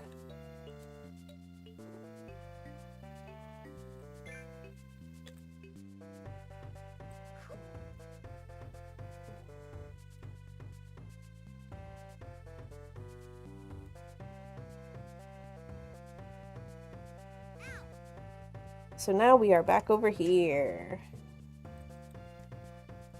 Thankfully, the geyser has gone down. And we just have to do this segment all over again. He does look goofy when he passes out. It's cute, though. So now I'm going to hurt myself on these spikes because I dropped the elephant tusk earlier. So I'm going to have to be a little more careful. It's alright. We got that one. Now, I could kill those hyenas, but there's no need for me to, so I'm just going to run past them. Oh, there's a 1-up down there. Okay. Well, I don't really need that. I already have 6 lives. Excuse you. There. Harumph. There's a continue down there, which I could get, but I don't need. The way to do that is to fall down. Well, actually... yeah, I'll just go ahead and do it. Why not? Okay, and then you're supposed to jump like that, and it bounces you back up. Now, you're supposed to be able to jump on this spider web and get the 1-up, but if you do that, the spider web breaks, and I'm not really good at doing that without falling to my death, so I'm just going to skip it. I have 6 lives. I don't really need another. Oh no, here come Shenzi, Bonsai, and Ed. Here's Shenzi and Bonsai.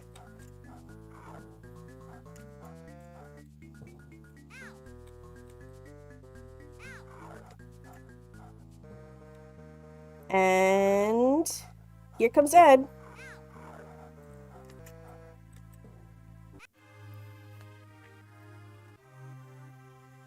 Plop. Now we are back over here. There's only 1 checkpoint in the entire level. I'm not sure how long I'm going to play this, but let's see if we can at least get Simba to adulthood. And let's not break the... nope, broke the thing. Well, that's okay, because I don't have to go all the way back over there. Because I already got the bonus bug. Excuse you, I got places to be.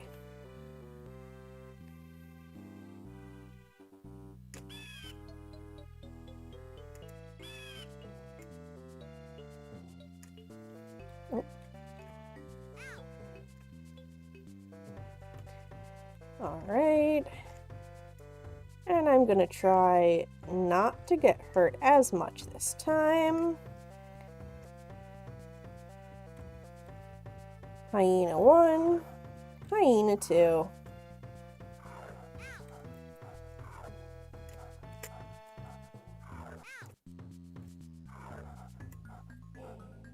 And here comes Hyena 3. That's why I call them Shenzi, Bonsai, and Ed. I don't know if they're supposed to be, but it's 3 hyenas.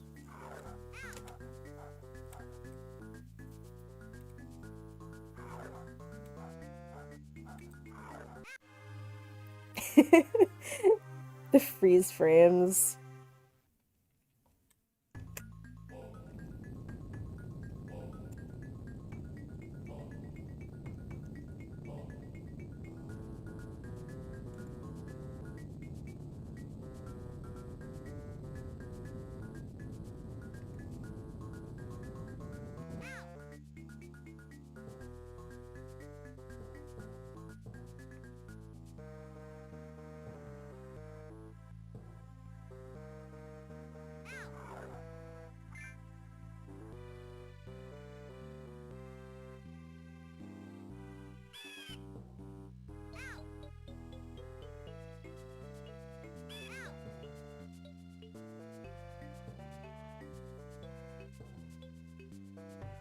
And now we bounce.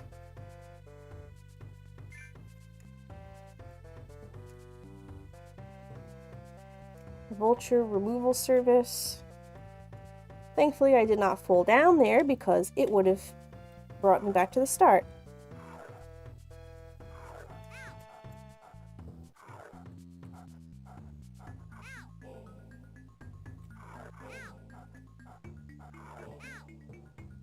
Okay, now there's just one to deal with, and it should be a sight easier.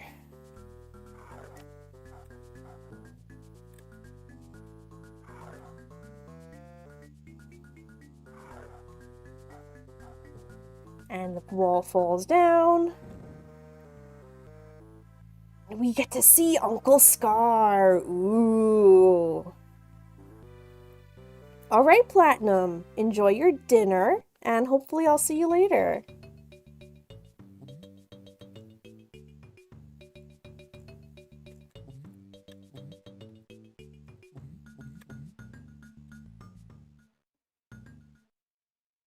The audio didn't quite know what to do there. Alright, so this is the first forward-facing level in the game. Also the only forward-facing level in the game. It's interesting.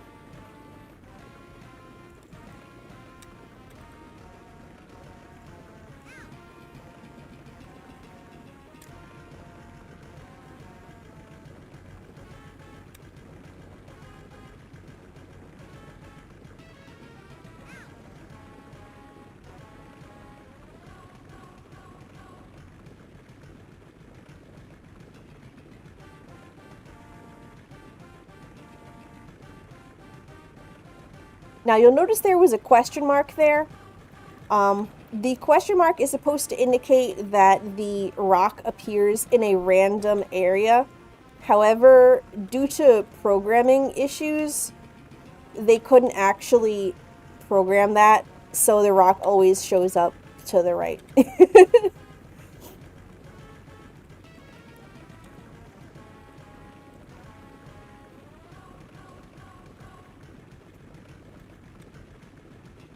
At least for me, it's a lot easier to jump over the rocks than the wildebeest. So I try to align myself with the rocks instead of trying to jump over the wildebeest's heads.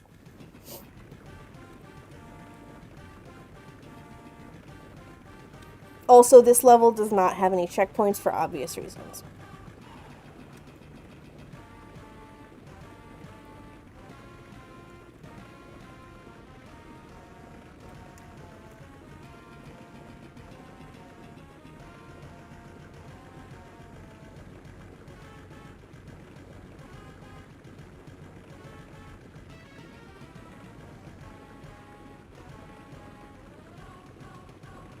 Oh, jumped a little too soon there. It's okay.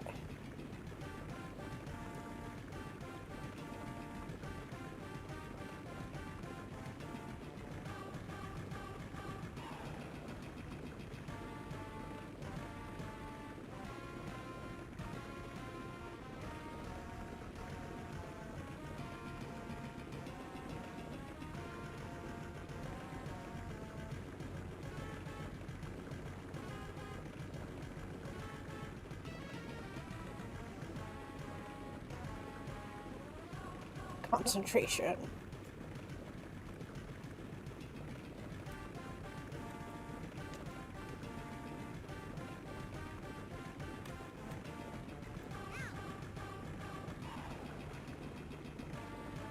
We did a... Oh yeah, I heard that about...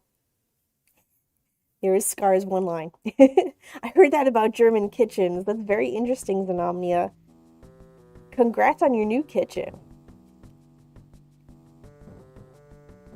This is a horrible, horrible level. Why is it horrible? Well, you can't stand still because these dang-ass rocks keep falling.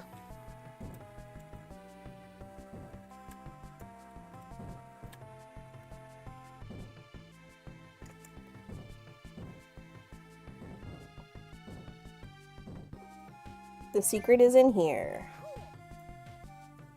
How do I know that? I played this game 900,000 billion times. You're not supposed to know that. The game does not handhold you. Also, if you don't do that when the rock falls down, you're gonna land in a pit of awful spikes. So part of the strategy of this level is knowing when to stand still and let the rock fall. And then move very quickly so that you don't get hit by the rock. Or do get hit by the rock. Because you didn't jump at the right time.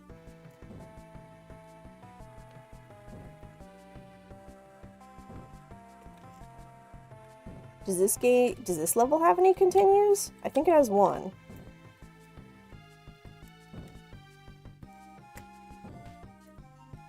Yep, it does.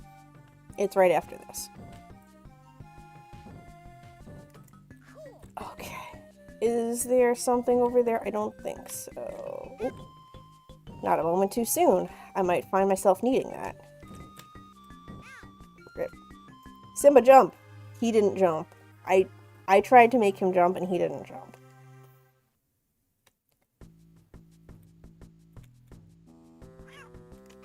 Dang it. Okay, so here's what we're gonna do, right? We're just gonna roll through these guys.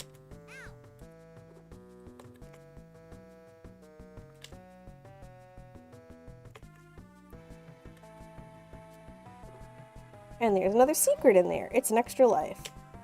Which I may very well need. Because as you can see, my life counter has been whittled down considerably.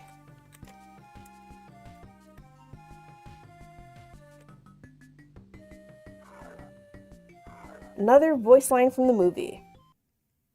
If you ever come back, we'll kill ya! Not bad.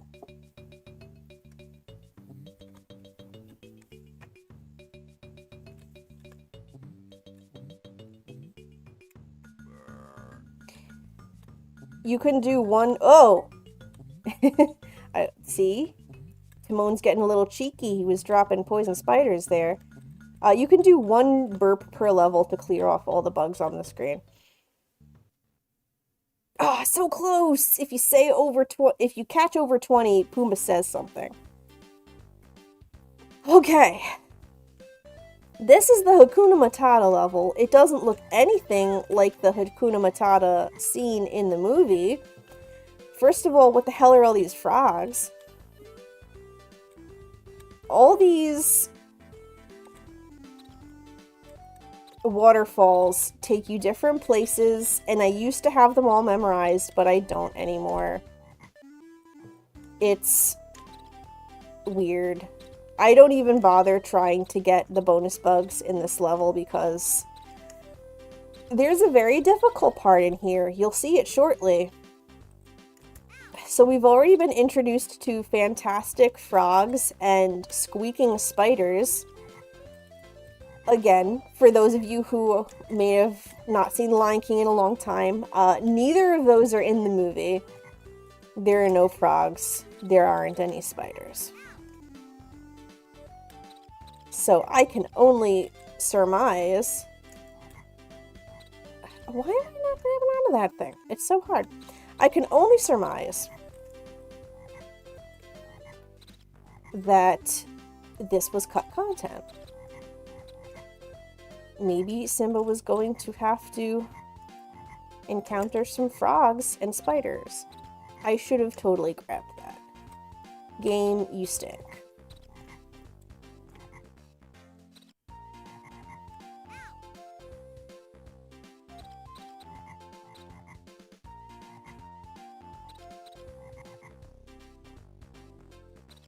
Man, I was really hoping that we would get to the level after this one during the stream, but it's looking like that might not be the case. Come on, I should have grabbed that. Will you stop with the dang-ass spiders? Now, I know what you're saying to yourself. You're saying, Shatani, just kill the spiders. But, no. I don't want to do that, and you can't make me.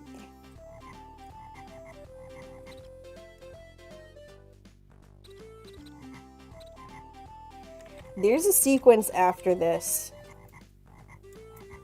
which is a vertical log jumping puzzle. Oh my god. Now, do I want that?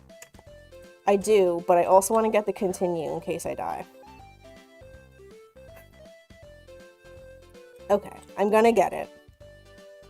Because otherwise, I will definitely die when I encounter those frogs and they spit at me. Because there's 3 of them.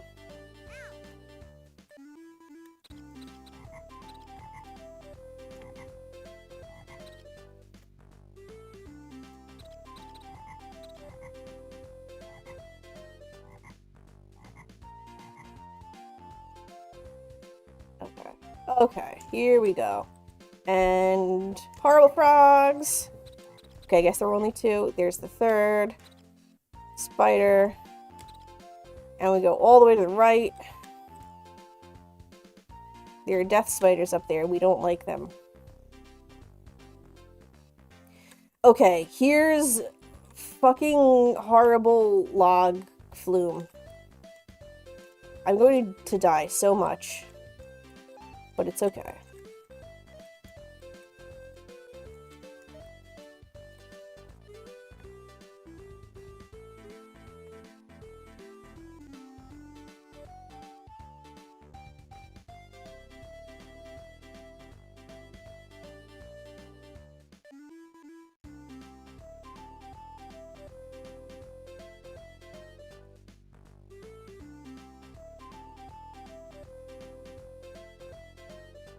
Oh my god.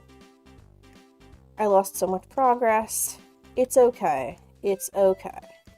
Just as long as, oof, we keep our wits about us. Oh. Oh. Oh no.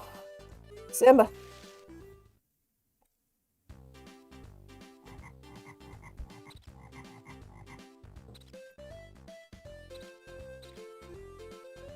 Outran the spider.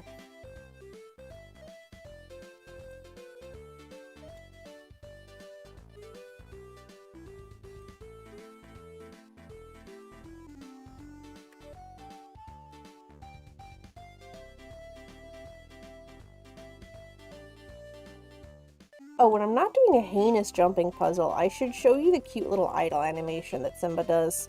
I've been moving around so much that you haven't even had an opportunity to see it.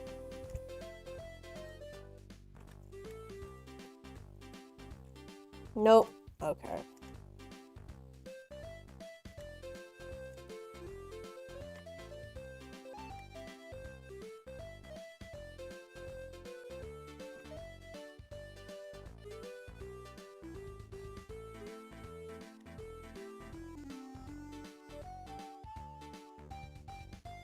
Uh-huh.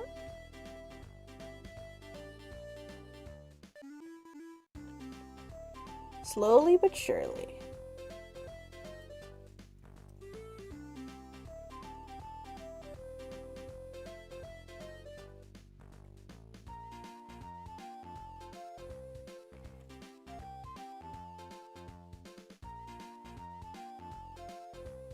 Now you might be saying to yourself, this sequence is so long. Yes. Yes, it is. In my opinion, it's too long. I could get that one up, but also I just would like this to be over. So I'm gonna try. Or maybe I should get the one up. I'm doing okay right now. Okay. I think I can swing it.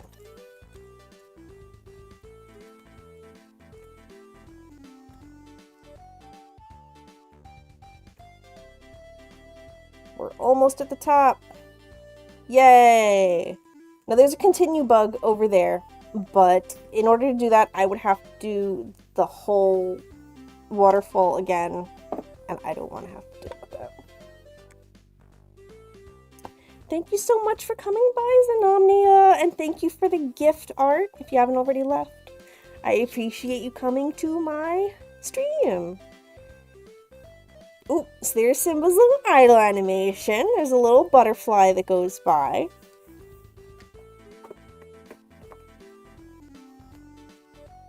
Oh, and then if there's two of them, see that? See that? And doop. And you spin. He's so cute. All right, so now it's time for this part. Oh my god, I forgot about that frog.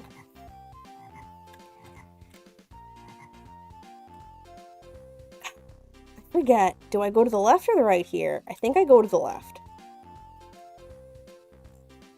Okay, here's another continue.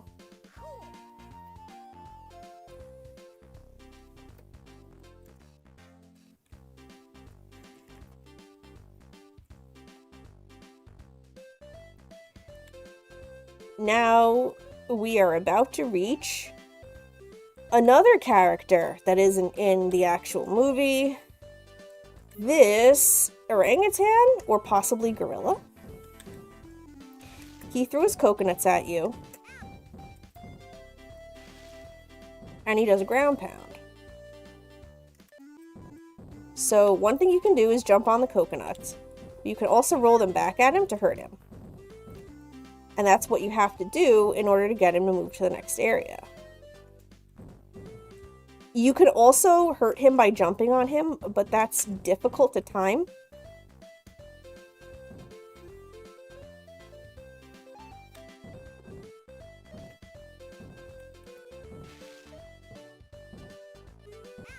Sir.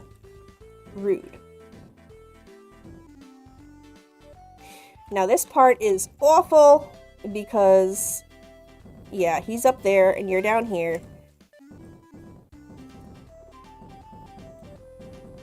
Okay, I did hit him, I think. Yes, because now he's up here. And I have to come up here. I have a sliver of health. Can I get him?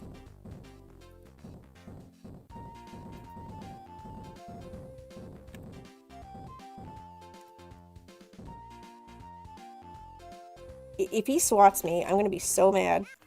He did it. I knew he would. That's okay. We almost got this. I just need to not get hit by... Or rather, I need to get hit by one fewer coconut, and I would have had enough health to survive that. See, that's what he does. We're not gonna mess around this time. Simba is gonna send those coconuts rolling right back at him.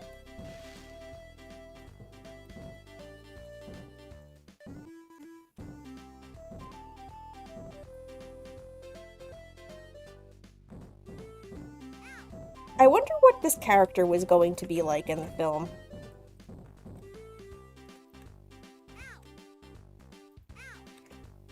You didn't need to do that, sir.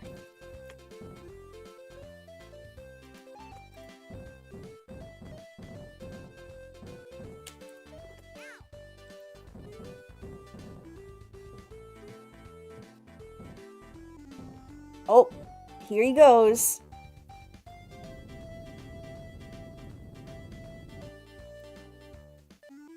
Bye-bye, gorilla. No bonus level because I didn't get the bonus bugs, but Simba is now all grown up, and since he is all grown up, he has some exciting new abilities, one of which is louder roar, and also he gets a slash, which you can combine, or you should be able to, if I get the button presses right. Oh man. This might actually be a bit difficult for me.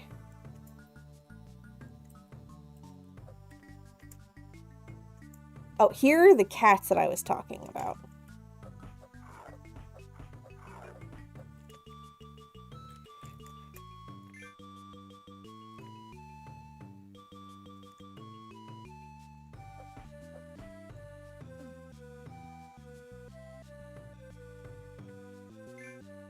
I wonder if they didn't have Matthew Broderick's lines recorded at the time this game was being worked on, because, as you noticed, young Simba does have lines from the movie, but adult Simba just kind of makes vague grunts.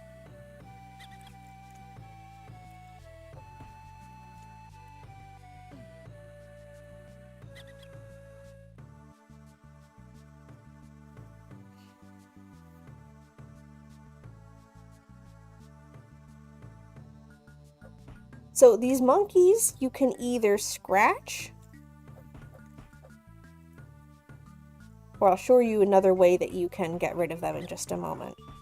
As of right now, I have to deal with the gambit of, I think they're supposed to be leopards?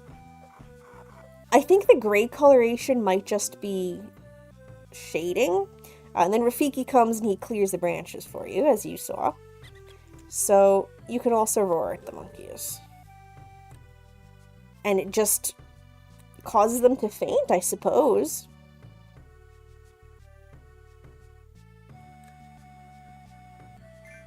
Thank you, I needed that.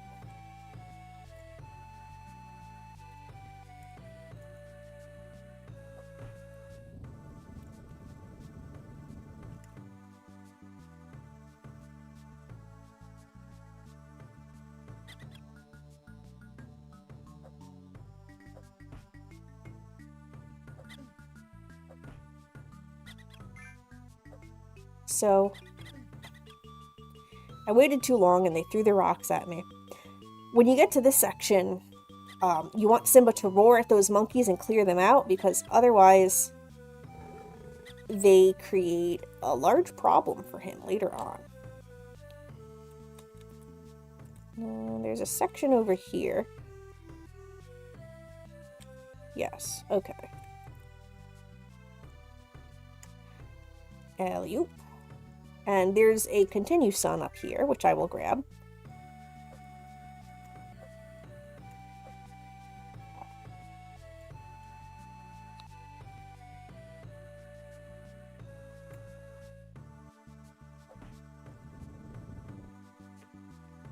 Do that weird rodeo gesture to knock free that boulder. Oh, and as adult Simba, when you hit the checkpoint, he gets a little mane. That's cute. So we are going to have a bonus level this time because I did manage to pick up the bonus bug. If you notice that I'm having some issues with the clawing, it's because the button that I have bound to claw is affecting my streaming window. So we've got another Spot Cat barrage.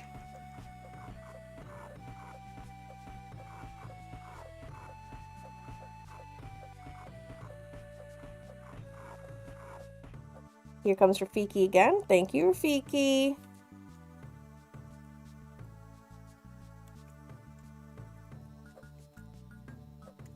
Can't knock down this boulder, eh? Well, what does it do? Oh, it just rolls around behind you like Indiana Jones, and you have to run away from it very, very fast.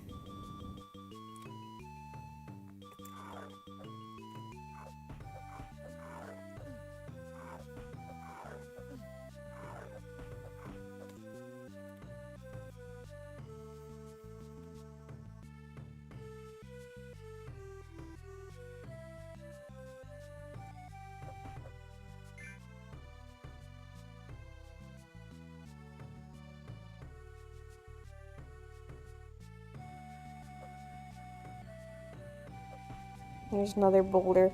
Oh, by the way, when you're knocking them down like that, you have to be careful to not get hit by the boulders because they will kill you.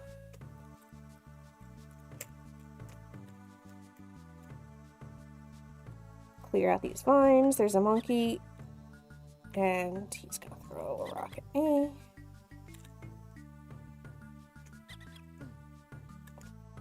I tried to jump out of the way. It did not work.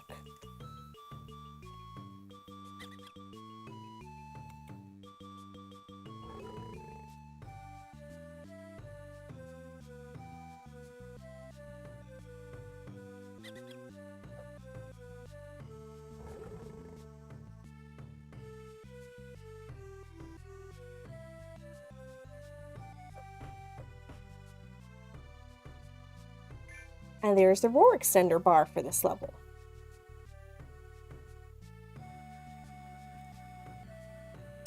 Oh, that's interesting. I wonder if there was meant to be a defending Timon and Pumbaa scene that instead went to Nala.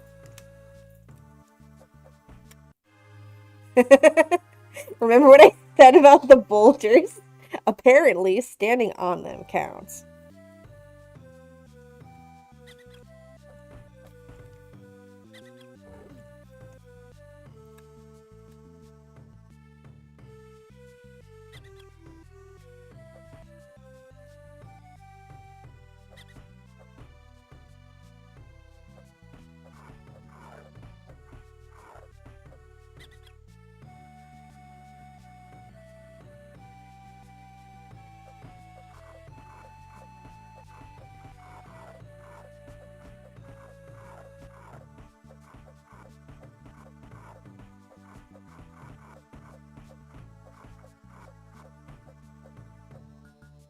Hi, Rafiki. Thank you.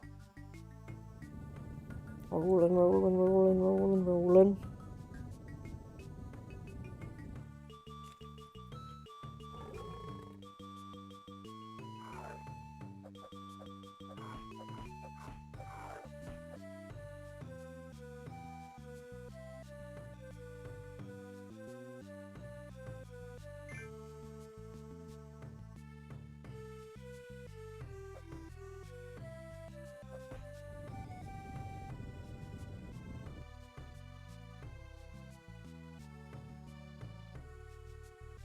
I'm glad that adult Simba is still agile enough to do flips.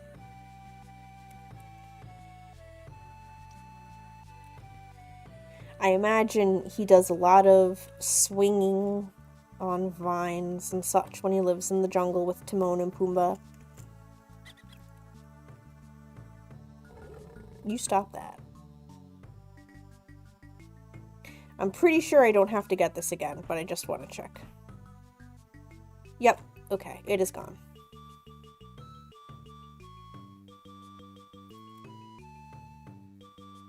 So this time, we're not going to do that.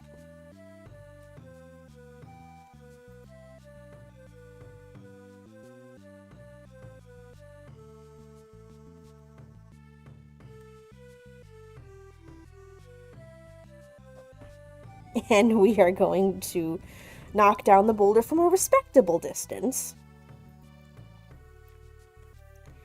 Yeah, Teen Simba only appears in the movie as an interstitial in Hakuna Matata when he's walking along the log. If you're interested in seeing Teen Simba, he makes more of an appearance in the midquel, The Lion King 1.5, which is the entire movie of The Lion King from the perspective of Timon and Pumbaa. Also featuring the voice of Marge Simpson as Timon's mother.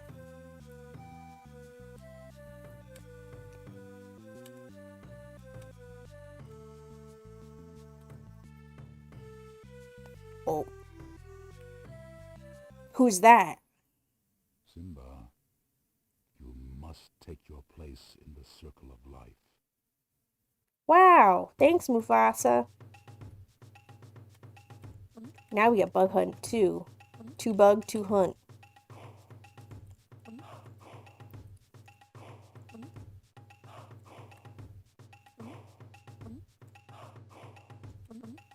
Oop, shoot. Okay, this is... excuse me. This is the hardest level in the game. I don't think I'm going to make it. Just wanted to show you that if you roar at the leopards or panthers or whatever they're supposed to be, they start panting for a second. This level is ass. I hate it. Even more than the second level. They had no need to go this hard.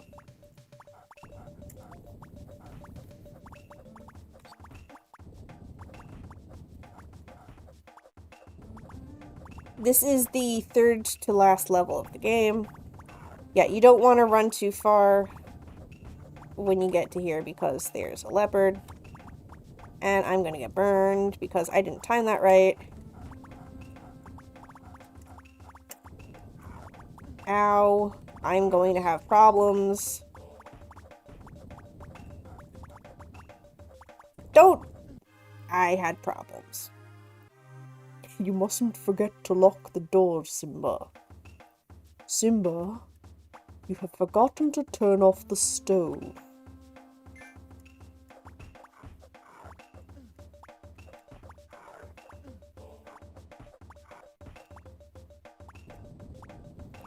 This level is so hard, it has no business being here.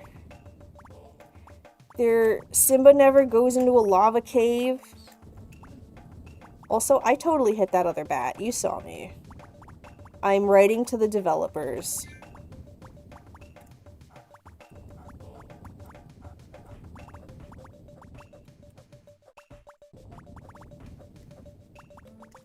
If anything, the aesthetics of this level are more Be Prepared related.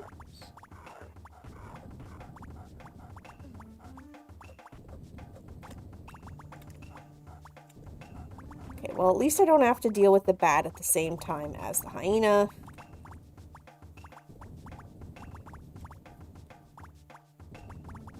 The sound design doesn't help either. All the drips and blips. Okay, this is not where the secret is. There's a secret.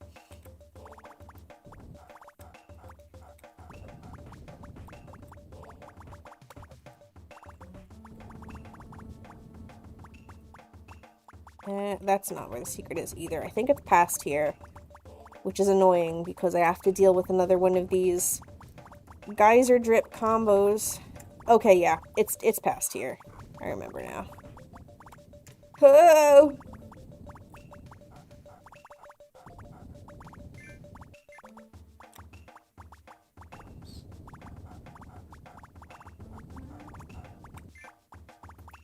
Come on. Here, kitty kitty. If The Lion King had a sequel, had a spin-off similar to Tailspin, as in that they are like anthros and they wear clothes and have jobs and stuff, that'd be interesting. Excuse you, I ran past you. Why are these bats from below coming up? Okay, okay, okay, okay. Alright, I got it. Okay, so here we have a choice. It's hard for you to see it, but there are two trapdoors, essentially, with geysers and stalactites blocking them. So the one that's closest to me will drop me at a continue, but I won't get any bonuses. If I take the one that's farthest from me, I get a whole bunch of bonuses, but no continue. I have only one life at this point, so I'm going to take the one with the continue. I'm probably going to die because it's been too long since I played this game. Oh, hang on. Not me forgetting what the scratch button is.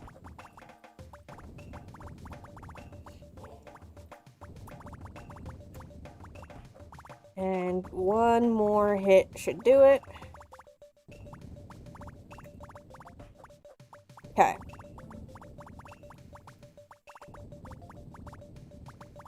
So there you can see the bonuses that I would have gotten, but didn't.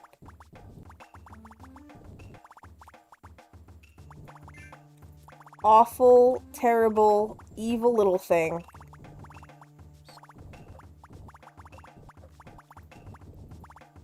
Yes, I am skilllessly mashing the button. Here you have to jump or else you'll be scratched off. I could have gotten those one-ups, but I didn't want to risk it. This section is also terrible, because if you take too long, you're going to miss your boat. Oh my god, I think I just missed the boat. Okay, I didn't miss the boat, but I didn't get a chance to get the extra one up.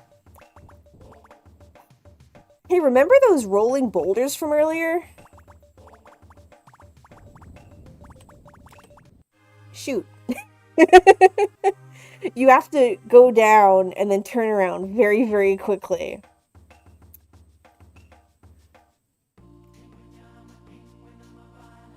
Okay, it didn't give me time to hit enter. Did you see that? It did not give me time to hit enter. It's okay.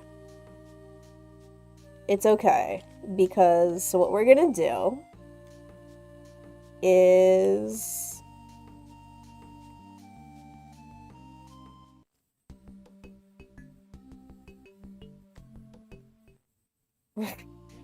He said stay down. Alright, so...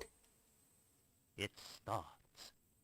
There's supposed to be a cheat that you can enter to jump to any level that you want, but it wasn't working. Yeah, I don't know. I think that might be all the Lion King for today. We got pretty far.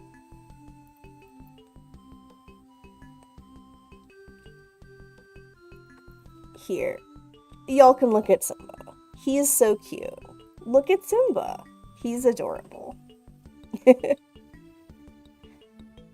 How long have I been streaming? 2.5 hours, yeah. I did plan for the stream to go about this long.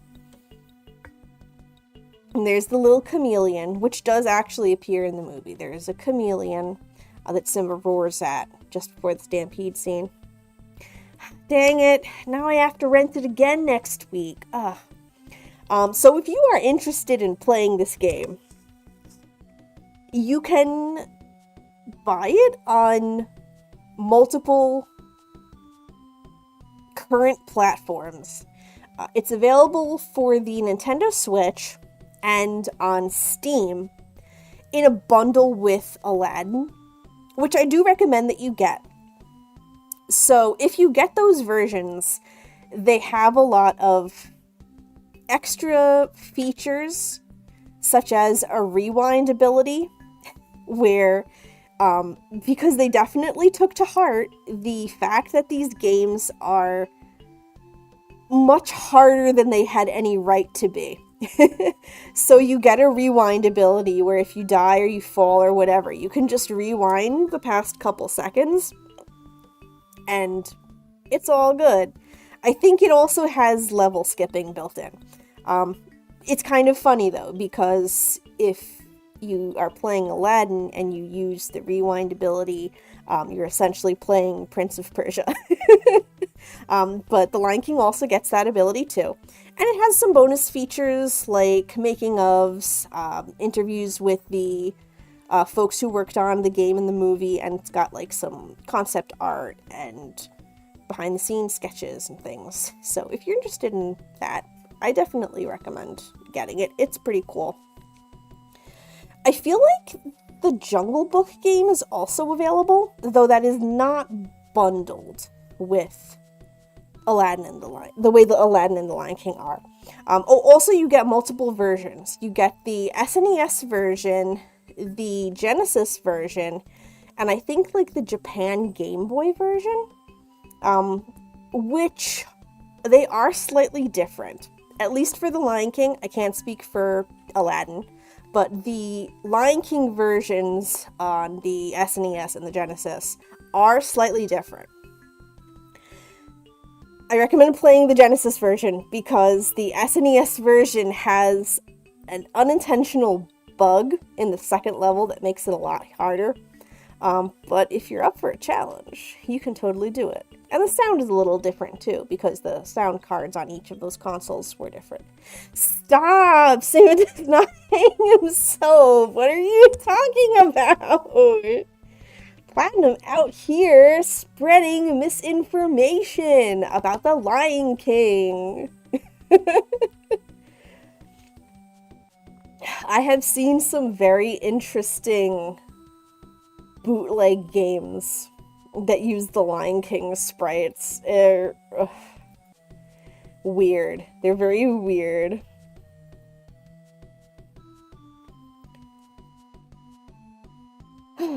And also, I do want to have some time to eat some food before I hop on with Ms. Postman, which will be around 7:30 p.m. Eastern, so in about 2 hours from now, which will be on Goaty's channel. That's twitch.tv/GoatyGoatGoats.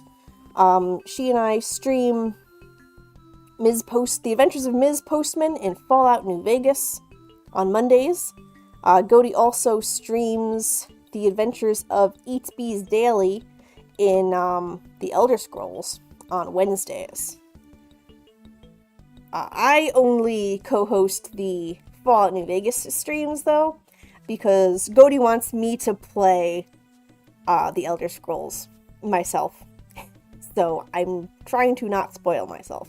But it's probably going to be a bit of a while, because it's going to take a long time for us to get through Fallout New Vegas.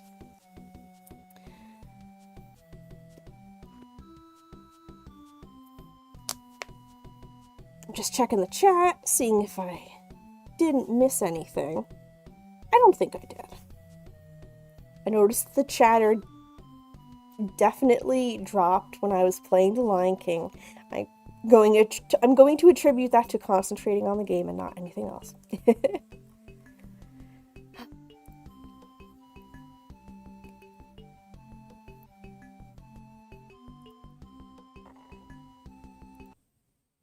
Alright, so we are gonna get off of Simba. And I think that might be a great time to call it for today. Thank you, everybody, for coming to my little online birthday party. I had a great time. I enjoyed chatting with everybody, talking about stuff, and also getting to show you one of my favorite video games. The Lion King makes for a good background game to play when I'm more interested in chatting. I think I'll keep that in my back pocket, because sometimes I like to do streams where I'm just talking with folks, but I feel like maybe it's a little bit boring if it's just me here on the camera talking to people, so I like to have something going in the background, like a game. I guess it's kind of like those TikTok videos where someone's telling a story and then there's like Minecraft on the bottom or something. I don't even know. But yeah, it's a good idea. And I had a wonderful time today. Thank you to everybody for coming by and spending some time with me, especially on an unusual day, on a weekday. You all really made my birthday very special. Thank you so much. If for some reason this happened to be your first time watching and you're interested in seeing more, please do subscribe. I post videos here whenever I can. I also stream in Fursuit, out of Fursuit, playing games, sometimes chatting with folks. I do make videos about the furry community and the various types of ways that I interact with it, such as my Cheetah Chat series and art, like those videos that I was talking about making earlier in regards to my VR works and combining that with fursuiting, which you should expect to see very soon. I'm almost done with that, just putting some finishing touches on it. And if you'd like to know where else to find me online and see what I'm up to, the Handy Dandy Bot should be posting all of my links where you can take a look at all things Shatani, which will be nicely up to date. And I post there about any conventions that I am attending, upcoming appearances, and things of that nature. So I'm about to sign off. Thank you all again for coming. I had a wonderful time, and I appreciate you taking some time out of your busy days to spend that with me. Thanks again. Take care. Have a lovely rest of your evening. And if I will be seeing you at Godie's stream at 7:30 p.m. Eastern today, see you later. Otherwise, I will see you when I see you. Take care. Bye-bye.